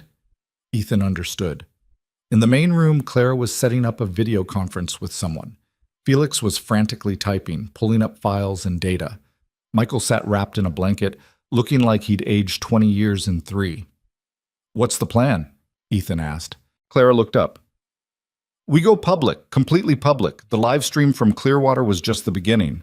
Now we release everything, all the files from Zhao's server, all the evidence Dad can provide, everything Felix found in the Providence Holdings accounts. We flood the media, the internet, law enforcement, make it impossible to suppress. And then what? These people have killed to protect their secrets. You think public exposure will stop them? No, but it'll limit their options. Right now, they can make us disappear quietly. Once the whole world knows the story, killing us becomes a confirmation of everything we've said. It's not protection, but it's leverage." Eric joined them. "She's right. In my experience, these organizations thrive on secrecy. Exposure is the only weapon that actually hurts them. But you need to understand, going public like this means giving up any chance of a normal life. You'll be targets forever. Witnesses, whistleblowers. Every move you make will be scrutinized." "I lost my normal life 3 years ago," Clara said. "This is just making it official." Michael spoke up, his voice stronger now. "There's something else. Something I haven't told you yet because I wasn't sure we'd survive long enough for it to matter. But if we're really doing this, if we're going to war with these people, you need to know about the others." "What others?" Ethan asked. "The other people they've taken. The other prisoners at Clearwater." Michael pulled out a piece of paper from his pocket. Creased, worn, covered in tiny handwriting. I kept a list. Names I heard, voices through the walls, people who disappeared from the news and ended up in that facility. Scientists, journalists, whistleblowers. At least 30 people over the 3 years I was there. Clara took the list with shaking hands. You're saying there are 30 more people still trapped there? Were. I don't know if the raid freed them or if they were moved before the agents arrived. But yes, I'm not the only one they've been using, and if we're going to expose this, we need to find them all. The room went quiet as everyone absorbed this. The conspiracy wasn't just corrupt financial dealings. It was kidnapping, false imprisonment, probably murder. The scale of it was staggering. Felix broke the silence. I've been monitoring police communications from the Clearwater raid. They found evidence of at least 15 occupied rooms in the secure wing, but most of them were empty by the time agents breached. Either the occupants were moved or they never left, Clara finished grimly. We need those files. Everything Clearwater has on their prisoners. Already on it. Felix's fingers flew across his keyboard. I'm in their backup servers now. They thought they wiped everything, but amateurs always forget about redundant systems. Give me an hour. While Felix worked, Eric's team set up a press conference. Not traditional media. They'd be too easy to control. Instead, they coordinated with independent journalists, documentary filmmakers, advocacy groups, anyone who'd help spread the story beyond where traditional gatekeepers could suppress it. Clara worked with her father, compiling his testimony into a coherent narrative. Ethan watched them together, saw the way Michael's hand shook when he talked about certain memories, the way Clara steadied him with just her presence. They'd both been broken by this, but they were rebuilding each other piece by piece. Dylan woke up asking for breakfast, and Sarah took him to the kitchen, keeping him away from the worst of the planning. But the kid was smart. He knew something was wrong, knew his father was in trouble. Dad, are we in danger? Dylan asked when Ethan came to check on him. Ethan knelt down to his son's level. Yeah, buddy, we are. But we're also doing something important, something that's going to help a lot of people. Like a superhero? Ethan smiled despite everything. More like regular people trying to do the right thing, which is harder than being a superhero, honestly. Is that lady helping us? The one who looks sad? Dylan meant Clara. Ethan glanced toward where she sat with Michael, both of them bent over documents. Yeah, she's helping us a lot. Then we should help her too. That's what heroes do. Out of the mouths of children, Ethan hugged his son. You're absolutely right. Felix shouted from the other room. Got it. All of Clearwater's files, patient records, transfer orders, everything. They crowded around his computer. The files confirmed Michael's list and added 20 more names. People who'd been held at Clearwater over the past decade, some for years, some for just weeks before being transferred elsewhere or released, or the files didn't always say. But there was something else. Transfer orders, all signed by the same person. Robert Haverton, Director of Operations. Who's Robert Haverton? Ethan asked. Clara pulled up a search and a face appeared on screen. Distinguished, white-haired, the kind of man who looked like he belonged on a corporate board or in a Senate office. According to his public biography, he was a retired admiral who now consulted for various defense and intelligence contractors. He's the architect, Michael said quietly. I never saw his face, but I heard his name. He was above Zhao, above everyone. The one who gave the orders. Clara was already digging deeper, pulling up connections, financial ties, everything she could find. Robert Haverton wasn't just connected to Clearwater. He sat on the boards of 9 different companies, advised 3 senators, and had consulting contracts with organizations across the military-industrial complex. He's untouchable, Eric said, reading over her shoulder. You can't go after someone like this without proof so airtight that even his political connections can't save him. Then we get proof. Clara looked at her father. Dad, you said you were feeding them corrupted data. Can you prove that? Show exactly how you sabotaged their algorithm? Michael nodded slowly. I kept notes, hidden in the equations I was writing. To anyone else, it would look like standard mathematical notation. But there's a pattern, a code I used to document everything they made me do, every prediction I deliberately corrupted. If I had access to the original algorithm and the data I fed them, I could prove that every single market manipulation they attempted using my work was built on poisoned information. Which means every trade they made was based on fraud, Ethan said. Every profit, every prediction, all of it illegal. And traceable, Felix added. If we can match the algorithm outputs to actual trades, we can build a chain of evidence linking Haverton directly to insider trading, market manipulation, probably a dozen other financial crimes. Clara was already making calls, coordinating with the journalists, setting up the data dump. We release everything at once. The Clearwater files, the trading records, Dad's testimony about the algorithm sabotage, the list of missing people. We make it a story so big it can't be ignored. When? Ethan asked. Tonight, 6 p.m., every platform simultaneously. Clara looked around at all of them. This is it. Once we do this, there's no taking it back. Everyone involved becomes a target. If anyone wants out, now's the time. Sarah spoke from the kitchen doorway. What about Dylan? What about keeping him safe? Eric answered. We can arrange protection. Get him somewhere remote, under heavy guard, until this resolves. And how long will that take? Sarah demanded. Weeks? Months? Years? You're asking me to let my nephew grow up in hiding because his father decided to be a hero. I'm asking you to help save 30 people who are still being held prisoner, Clara said quietly. I'm asking you to help expose people who've killed, tortured, and destroyed lives for profit. I know it's not fair to you or to Dylan, but nothing about this is fair. Sarah looked at Ethan, at Clara, at Michael's haunted face. Then she closed her eyes. Fine, but after this is over, you all owe him a childhood. A normal, boring, safe childhood where the most dangerous thing he deals with is homework and hurt feelings. Understand? Everyone understood. They spent the rest of the day preparing. Felix compiled the data dump, creating multiple redundant uploads to ensure it couldn't be taken down. Michael recorded his testimony, walking through 3 years of captivity with the careful precision of someone who'd had nothing but time to memorize every detail. Clara coordinated with journalists around the world, making sure the story would break everywhere simultaneously. And Ethan sat with Dylan, trying to explain in 7-year-old terms why they had to do this, why it mattered, why sometimes the right thing was also the hard thing. Will the bad people go to jail? Dylan asked. I hope so, buddy. And then will we go home? Ethan didn't have an answer for that. Home, his penthouse, his office, his old life, felt like it belonged to someone else now. He'd crossed too many lines, seen too much, changed too fundamentally to go back to being the ruthless billionaire who'd walked into Aurelius a week ago. I don't know where home is anymore, he admitted. Dylan considered this seriously. Home is where we're together. Mom used to say that. Out of the mouths of children, indeed. At 5:30 p.m., they gathered around the computers for the final check. Everything was ready. The data was compiled, the journalists were standing by, the upload systems were primed. Clara looked at her father. Last chance to back out. I've been waiting 3 years for this, Michael said. Let's burn it all down. At exactly 6 p.m., Felix hit enter. The files went live across 50 platforms simultaneously.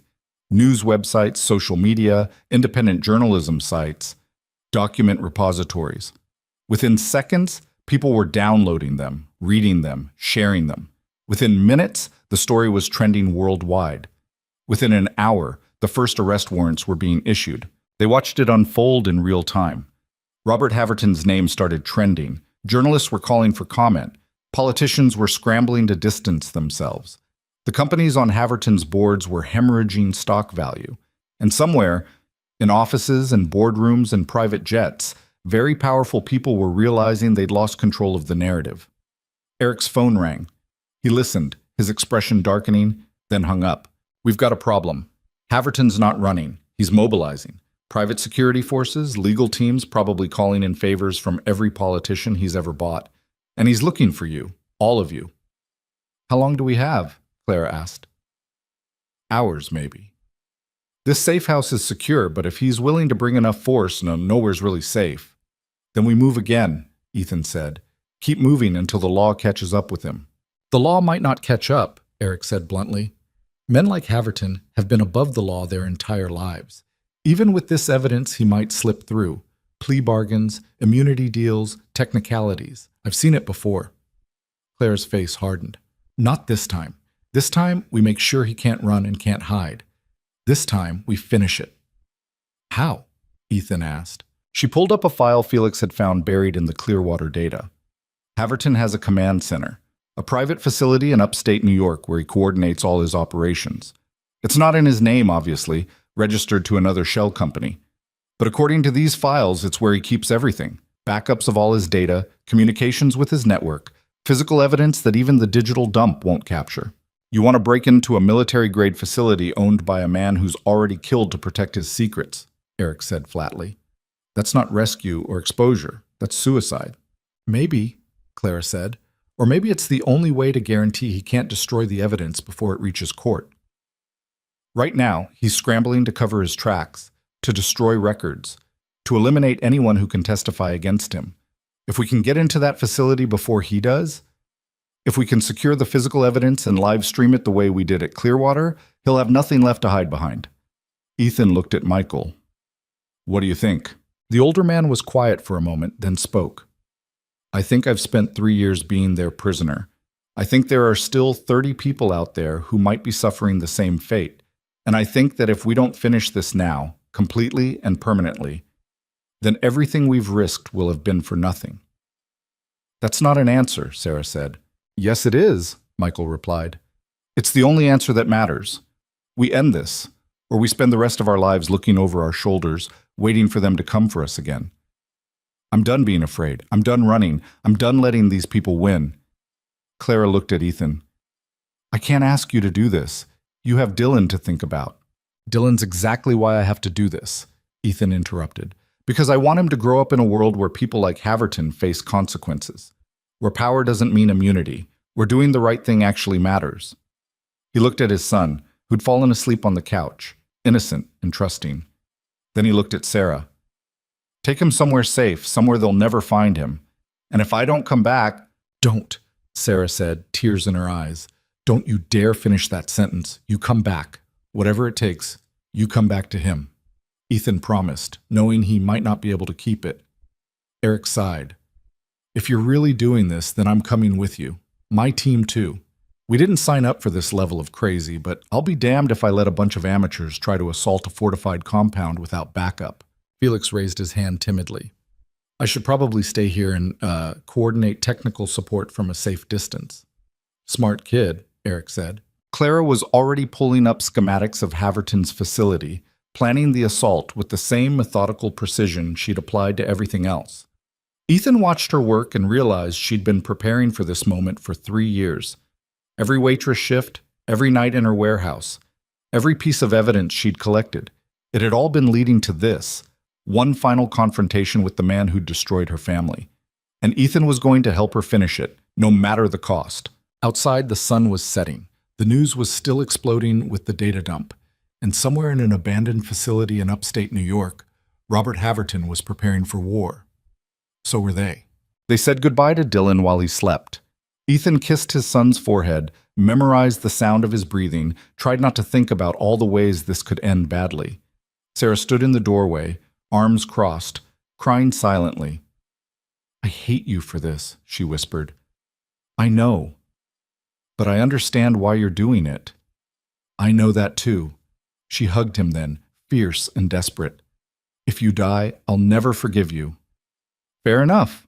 Michael was saying his own goodbyes to Clara, though theirs were different. They'd already lost 3 years. Another separation felt almost routine, except for the very real possibility that this one might be permanent. You don't have to come, Clara told her father. You've done enough, more than enough. I'm not letting you finish this alone. I started this fight when I refused to give them the algorithm. Time I saw it through. Michael's hands were steadier now, his voice stronger. 3 days out of Clearwater, and he was already remembering how to be human again. Besides, someone needs to identify the prisoners if we find them. I'm the only one who knows their voices. Eric's team loaded equipment into 3 unmarked vans, weapons, tactical gear, communication systems, and enough explosives to make Ethan deeply uncomfortable. Eric saw his expression and almost smiled.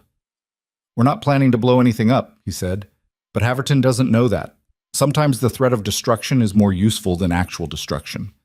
You've done this before, Ethan observed. I spent 12 years in military intelligence before I went private. Learned a lot about how powerful men protect themselves. Usually it's with layers of security, redundant systems, fail-safes. Eric checked his weapon with practiced efficiency. But every fortress has a weakness. We just need to find Haverton's. Felix had hacked into the facility's blueprints, pulling up security camera placements, guard rotations, power grid configurations.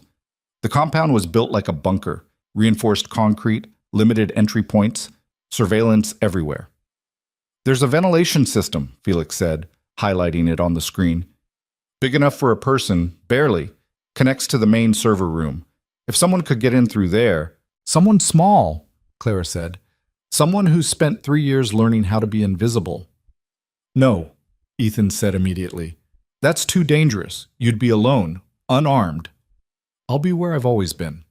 In the spaces between their attention, doing what needs to be done while they're looking elsewhere. Clara met his eyes. This is what I've been training for, Ethan. Let me do it. He wanted to argue, wanted to find another way, wanted to wrap her in protective layers and keep her away from danger.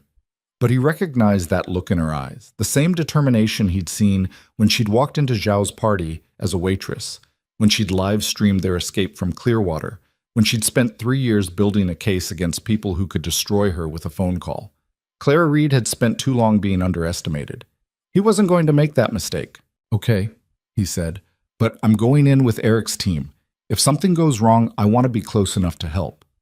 If something goes wrong, you run, Clara said. Promise me.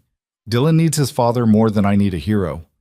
Ethan promised, lying through his teeth the way she'd probably lied to him about running if things went bad at Clearwater. They drove in silence through the night, 3 vans full of desperate people planning to assault a facility owned by one of the most powerful men in America. When Ethan really thought about it, the absurdity was staggering. A week ago, he'd been a billionaire worried about quarterly earnings. Now he was wearing tactical gear and planning a break-in that would either expose massive corruption or get them all killed. Michael sat beside him, staring out the window at the darkness sliding past. You ever think about what comes after? Michael asked quietly. After we expose Haverton? After we rescue the prisoners? After we stop running? After the trials and the media circus and the federal investigations? Michael looked at him. What do you do when the fight's over and you're just a person again? Ethan had been asking himself the same question. His company was probably in ruins. His reputation was either that of a hero or a criminal depending on who you asked. His penthouse, his lifestyle, everything he'd built, it all felt like it belonged to a stranger. I don't know, he admitted. Maybe I figure out what actually matters, not money, not power. Something real. Michael smiled sadly. That's what I thought too, after Silvercrest collapsed. I thought if I exposed them, if I testified, I could start over. Build something meaningful. Instead, they took 3 years of my life and turned me into a cautionary tale. Ishiyaz. He paused. But you know what kept me sane in that cell? Not hope that I'd be rescued, not thoughts of revenge, just memories of Clara as a kid, her first day of school, her college graduation, the way she'd laugh at my terrible jokes, the small moments that make up a life. You're saying the fight doesn't matter? I'm saying the fight is necessary, but the moments are what you're fighting for. Don't lose sight of that. Michael looked toward where Clara sat in the front van, checking equipment with methodical precision. She hasn't had a small moment in 3 years. Everything's been survival, strategy, preparation. When this is over, if we survive, she'll need to remember how to just live. You both will. The convoy pulled off the highway onto a service road that wound through dense forest. According to the GPS, Haverton's facility was 3 miles ahead, hidden in the woods like a bunker from some paranoid Cold War fantasy. Eric's voice came through their earpieces. Final check. Clara, you're on infiltration. Ethan and Michael, you're with Team 2. We breach the main entrance, draw their security response. Team 3 takes the vehicle bay, cuts off any escape routes. Felix, you're jamming their communications and looping security feeds from remote. Everyone clear? A chorus of affirmatives. Ethan's heart was hammering so hard he could hear it in his ears. They parked a mile out and approached on foot, moving through trees in the pre-dawn darkness. The facility appeared gradually, first just lights through the forest, then the outline of buildings, then the full complex. It was bigger than Ethan had expected. Multiple structures connected by covered walkways, everything surrounded by a 10-foot fence topped with razor wire. Motion sensors on the fence, Eric whispered. Cameras on the buildings. At least 2 roving patrols. This guy's serious about security. Clara was already moving toward the ventilation intake on the facility's north side, a rusted grate set into the foundation. Eric's demolitions expert worked quietly, removing the grate without triggering any alarms. The opening looked impossibly small. You sure you can fit? Ethan asked. Clara gave him a look that suggested he was being ridiculous, then slipped through the opening like water, disappearing into the darkness. Ethan stared at the empty space where she'd been, fighting the urge to call her back. She'll be fine, Michael said quietly. She's the toughest person I know. Eric's team moved into position. Ethan checked the gun they'd given him, a weapon he'd only ever fired at a range and poorly, and tried to remember the basic training Eric had provided during the drive. Point, shoot, try not to die. Simple enough in theory. In 3 minutes, we breach, Eric said. The goal is noise and chaos. Make them think we're a full assault team. Meanwhile, Clara gets to the server room, grabs the data, and we extract before reinforcements arrive. Questions? Just one, Ethan said. What if Haverton's not here? What if this is all automated security and we're risking our lives for an empty building? Then we get the data anyway and leave him with nothing to hide behind. Eric checked his watch. 2 minutes. Through his earpiece, Ethan heard Clara's breathing, steady, controlled, moving through the ventilation system. Felix's voice cut in periodically with directions, guiding her through the maze of ducts toward the server room. 30 feet ahead, then down, Felix said. You should see a grate overlooking the servers. I see it, Clara whispered. No guards visible. Wait, there's someone at a desk. Can't tell if it's Haverton. Ethan's blood ran cold. If Haverton was there, if he was armed or had personal security. 1 minute, Eric said. Clara's voice again. He's on the phone. Looks angry. I can't hear what he's saying, but hold on. He's pulling up something on his computer. Images, security footage. He's watching the perimeter. He knows we're here, Eric said flatly. How? Doesn't matter. We're committed. Michael chambered around in his own weapon, movements mechanical, like muscle memory from another life. Let's finish this. Eric gave the signal. The first explosion was flashbangs, light and noise without real damage, designed to disorient. The second was shaped charges on the main door, blowing it inward in a shower of metal and smoke. Eric's team poured through, weapons raised, shouting commands. Alarms shrieked, lights blazed. Armed guards appeared from multiple directions, and suddenly, the carefully planned infiltration became chaos and gunfire. Ethan followed Team 2 through a side entrance, Michael beside him, moving through corridors that smelled like gun oil and fear. They passed offices, storage rooms, what looked like a small armory. The facility was massive, labyrinthine. Clara, status? Ethan shouted into his mic. In the server room. Downloading everything. But Haverton, he's not running. He's uploading something, deleting files. I need to stop him. Negative, Eric's voice cut in. Extract with the data. Don't engage. But he's destroying evidence. Clara's voice was sharp with desperation. All the prisoner transfer records, the financial trails. He's wiping it all. If I don't stop him now, we lose everything. Ethan made a decision that was probably going to get him killed. I'm coming to you. Where are you? East Wing, second floor, server room marked B7. Ethan, don't. He was already running, leaving Team 2 behind, Michael cursing and following.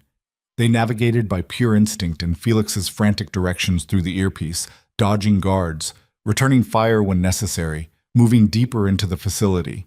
The server room door was reinforced steel with a biometric lock.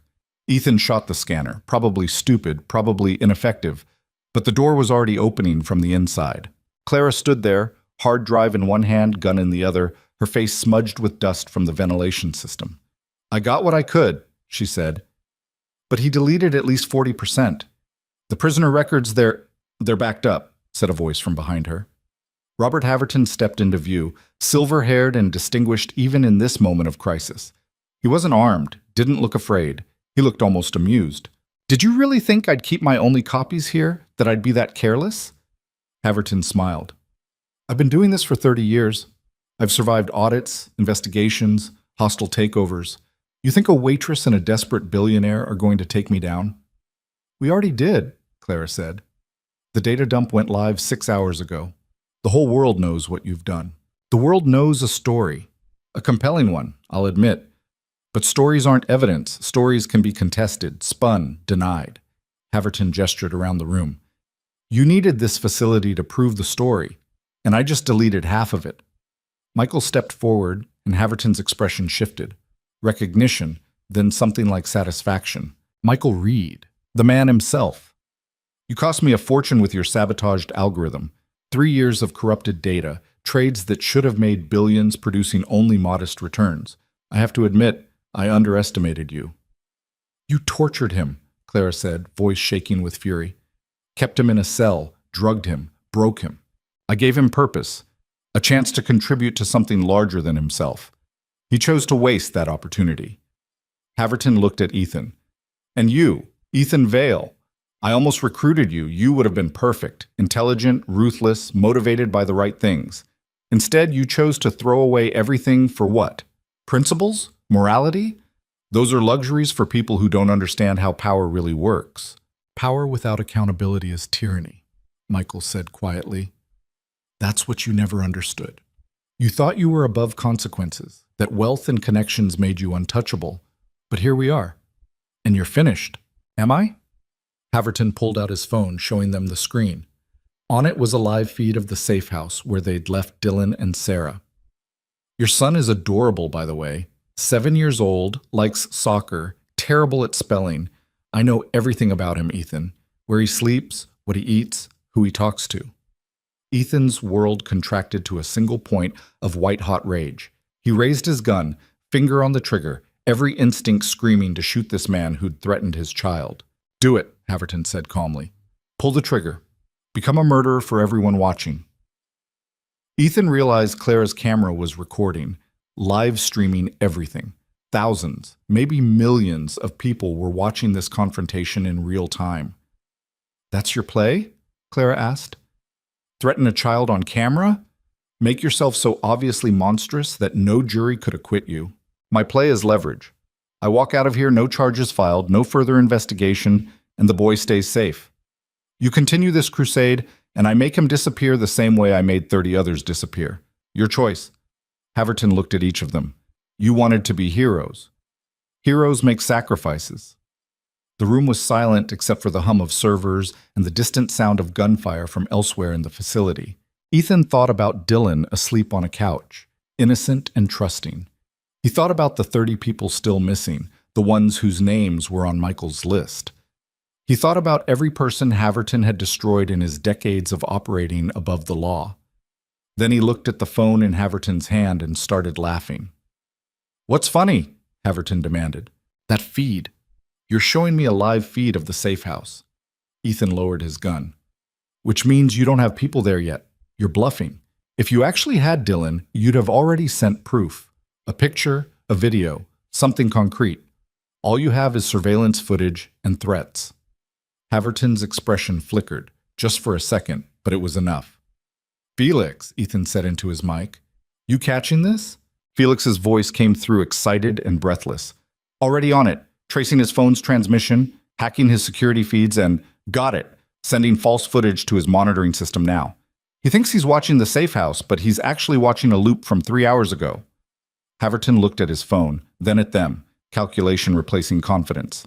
Clara stepped forward, and Ethan saw she'd been doing something with her other hand while they talked, plugging a device into the server system, downloading data that Haverton thought he'd deleted.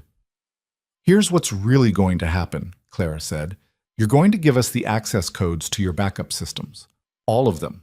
The ones in the cloud, the ones in offshore servers, the physical copies hidden in banks and safety deposit boxes. Everything. And if I refuse, then we let the world watch you refuse. Let them see you protect your secrets while threatening a child. Let them see exactly who you are. Clara moved closer to him, her camera catching every detail of his face.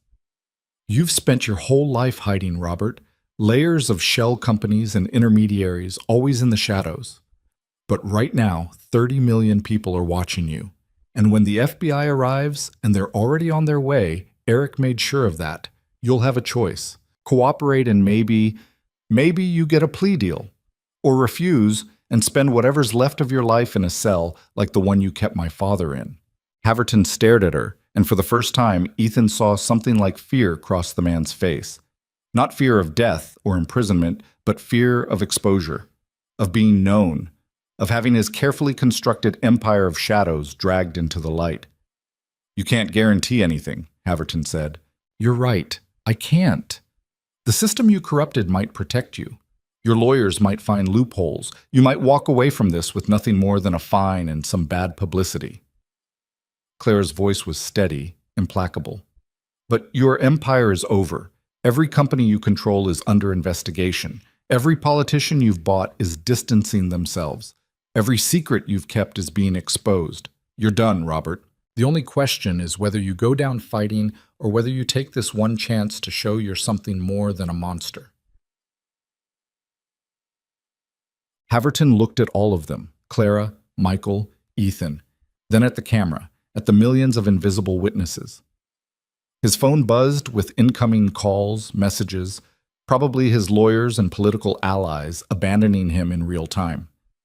"The access codes," he said quietly, "are in a safety deposit box. First National Bank, downtown Manhattan. Box 1847. The key is in my office here, second drawer."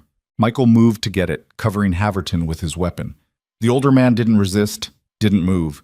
He just stood there as his world collapsed around him, looking smaller somehow, less powerful without his shadows to hide in. Eric's voice came through the earpiece. "FBI is on site. We need to extract now. Our legal authority for this operation is questionable at best." "Copy that," Clara said. She grabbed the hard drives from the server, the physical evidence they'd risked everything for. "Let's go."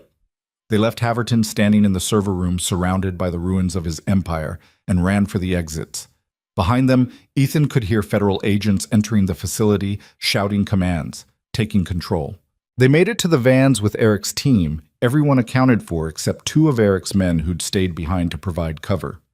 The convoy peeled away from the facility just as FBI vehicles blocked all the access roads, sirens wailing in the pre-dawn darkness. "Did we get it?" Ethan asked, breathless. "Everything we needed?" Clara was already plugging in the hard drives, Felix working remotely to decrypt and verify. Files started appearing on screen, prisoner transfer records, financial transactions, communications between Haverton and dozens of powerful people. "We got it," Felix said, voice shaking with relief. "Everything. Names, dates, locations, evidence of 37 people being held in facilities across the country. And the financial trail. Ethan, this connects to senators, judges, corporate executives. The conspiracy goes deeper than we thought." "Then we release it," Michael said. "All of it. No more holding back, no more strategic timing. We flood the system with so much truth they can't suppress it all." They uploaded everything while driving back to the safe house, watching the data spread across the internet like wildfire. News organizations picked it up immediately. Social media exploded. Within an hour, 3 senators had resigned. Within 2 hours, the FBI had launched simultaneous raids on 7 facilities identified in the documents. By the time they reached the safe house, 37 people were being freed from illegal imprisonment. Sarah met them at the door, Dylan asleep in her arms. "Is it over?" she asked. "Yeah," Ethan said, taking his son, feeling the weight of him, the warmth. "It's over." But of course it wasn't. Not really. The next 3 months were a blur of depositions, grand jury testimonies, media interviews. Robert Haverton was arrested and denied bail. Andrew Zhao fled to Monaco but was extradited after 2 weeks. 17 companies were dissolved. 43 people faced criminal charges. Ethan's company was seized by the SEC during the investigation, but eventually returned when it became clear he'd been acting as a whistleblower rather than a co-conspirator. By then, he'd lost most of his clients, his partners had abandoned him, and his net worth had cratered from $8 billion to barely $8 million. He didn't care. He sold the penthouse, liquidated his assets, and settled the remaining legal issues. When the dust cleared, he had enough money for a modest life and a clear conscience. Clara testified at 7 trials, her face broadcast across every news channel. She became simultaneously famous and infamous, a hero to some, a troublemaker to others. The restaurant fired her, but she was already gone, working with advocacy groups to help the freed prisoners rebuild their lives. Michael Reed was officially exonerated, his criminal record erased. But 3 years in captivity had left marks that wouldn't fade. He moved in with Clara, spending his days slowly, carefully, remembering how to exist without walls around him. 6 months after the raid on Haverton's facility, Ethan found himself in Queens, standing outside a small diner with a for sale sign in the window.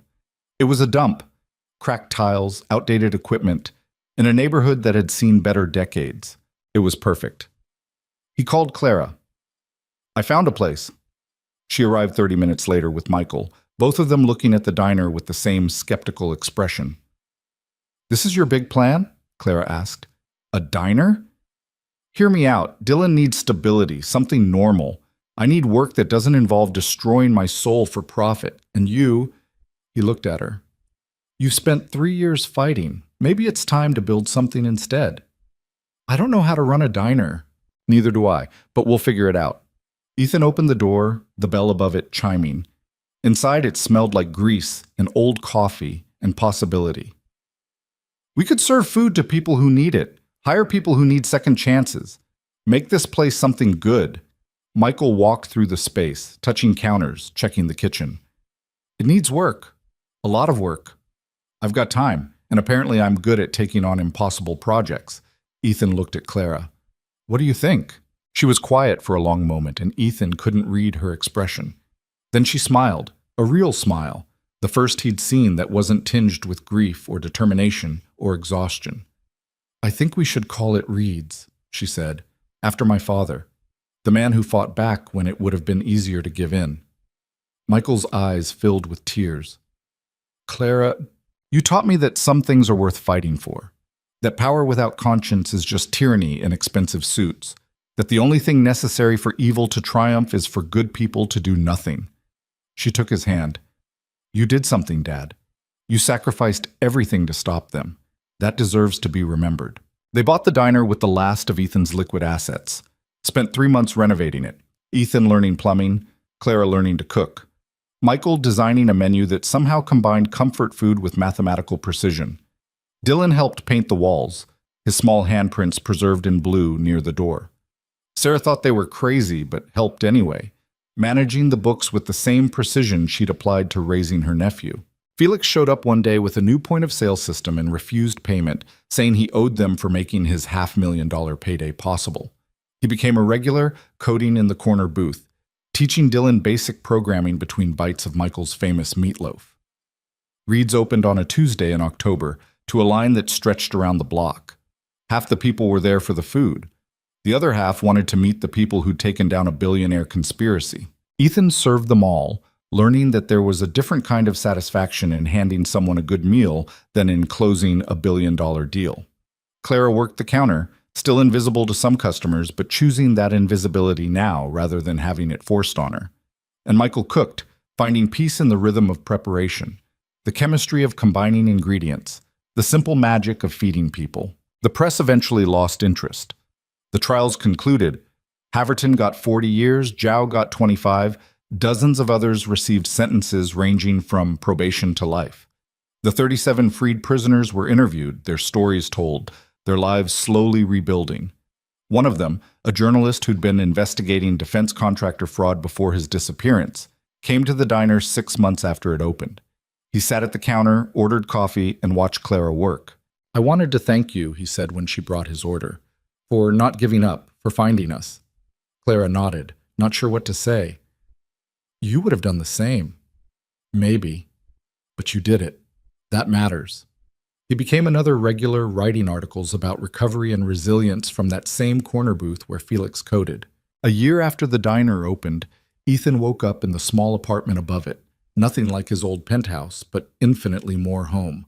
Dylan was already up, helping Clara prep for the breakfast rush, their easy banter drifting through the floor. Ethan's phone still got messages sometimes, threats from people who thought he'd betrayed his class, praise from people who saw him as a hero, job offers from companies that wanted his name and notoriety. He deleted them all without reading. His life wasn't perfect. The diner barely broke even most months. His back hurt from working the grill. He'd traded tailored suits for an apron permanently stained with coffee. But Dylan was happy. Safe. Growing up knowing his father not as an untouchable billionaire, but as a man who cooked eggs and took out trash and helped with homework and made mistakes and tried to do better. Clara had stopped jumping at shadows. She still had nightmares about Clearwater, still woke up sometimes convinced she was back in her apartment hunting conspiracies alone. But Michael was there to ground her, and the diner gave her purpose. And slowly, very slowly, she was learning to live instead of just survive. One evening, after closing, the four of them sat at the counter sharing a meal Michael had made. Nothing fancy, just good food prepared with care. Dylan was telling a rambling story about his soccer game, his voice filling the small space with life and noise. "You ever regret it?" Claire asked Ethan quietly. "Giving up everything?" Ethan looked around the diner, at the mismatched chairs they'd found at thrift stores, at the menu board with Michael's handwriting, at his son's gap-toothed grin, at Clara's tired but genuine smile. "I gave up money," he said. "I didn't give up everything. I traded everything for this. This is a diner in Queens. This is a place where people are seen, where what matters isn't how much you're worth, but whether you treated someone with dignity. Where a waitress isn't invisible, and a billionaire isn't above consequence, and a 7-year-old can grow up believing that doing the right thing actually means something." Ethan smiled. "I spent my whole life chasing wealth because I thought it meant security. Turns out security is knowing who you are when everything else gets stripped away." Michael raised his coffee cup. "To second chances." Clara raised hers. "To finishing the fight." Ethan raised his, and Dylan copied him without understanding. "To family. Whatever form it takes." They drank to that, and outside the window, Queens continued its endless hustle. Millions of people living lives too small for billionaires to notice, but too important to forget. The sign above the diner flickered, neon tubing that needed replacing but worked well enough. "Reads," it said in blue cursive, "a monument not to empire or power but to the stubborn refusal to let evil win without a fight." And inside, a waitress, a billionaire, a rescued prisoner, a child, and all the others who'd found their way to this small place continued the hardest work of all, building something good in a world that made goodness difficult. Not because it was profitable, not because it was easy, but because when you've seen the worst people can be, sometimes the only thing left worth doing is showing the world the best they could become. The fight was over. The life had just begun. And that, Ethan thought as Dylan laughed at something Clara said, was worth more than every billion he'd ever made.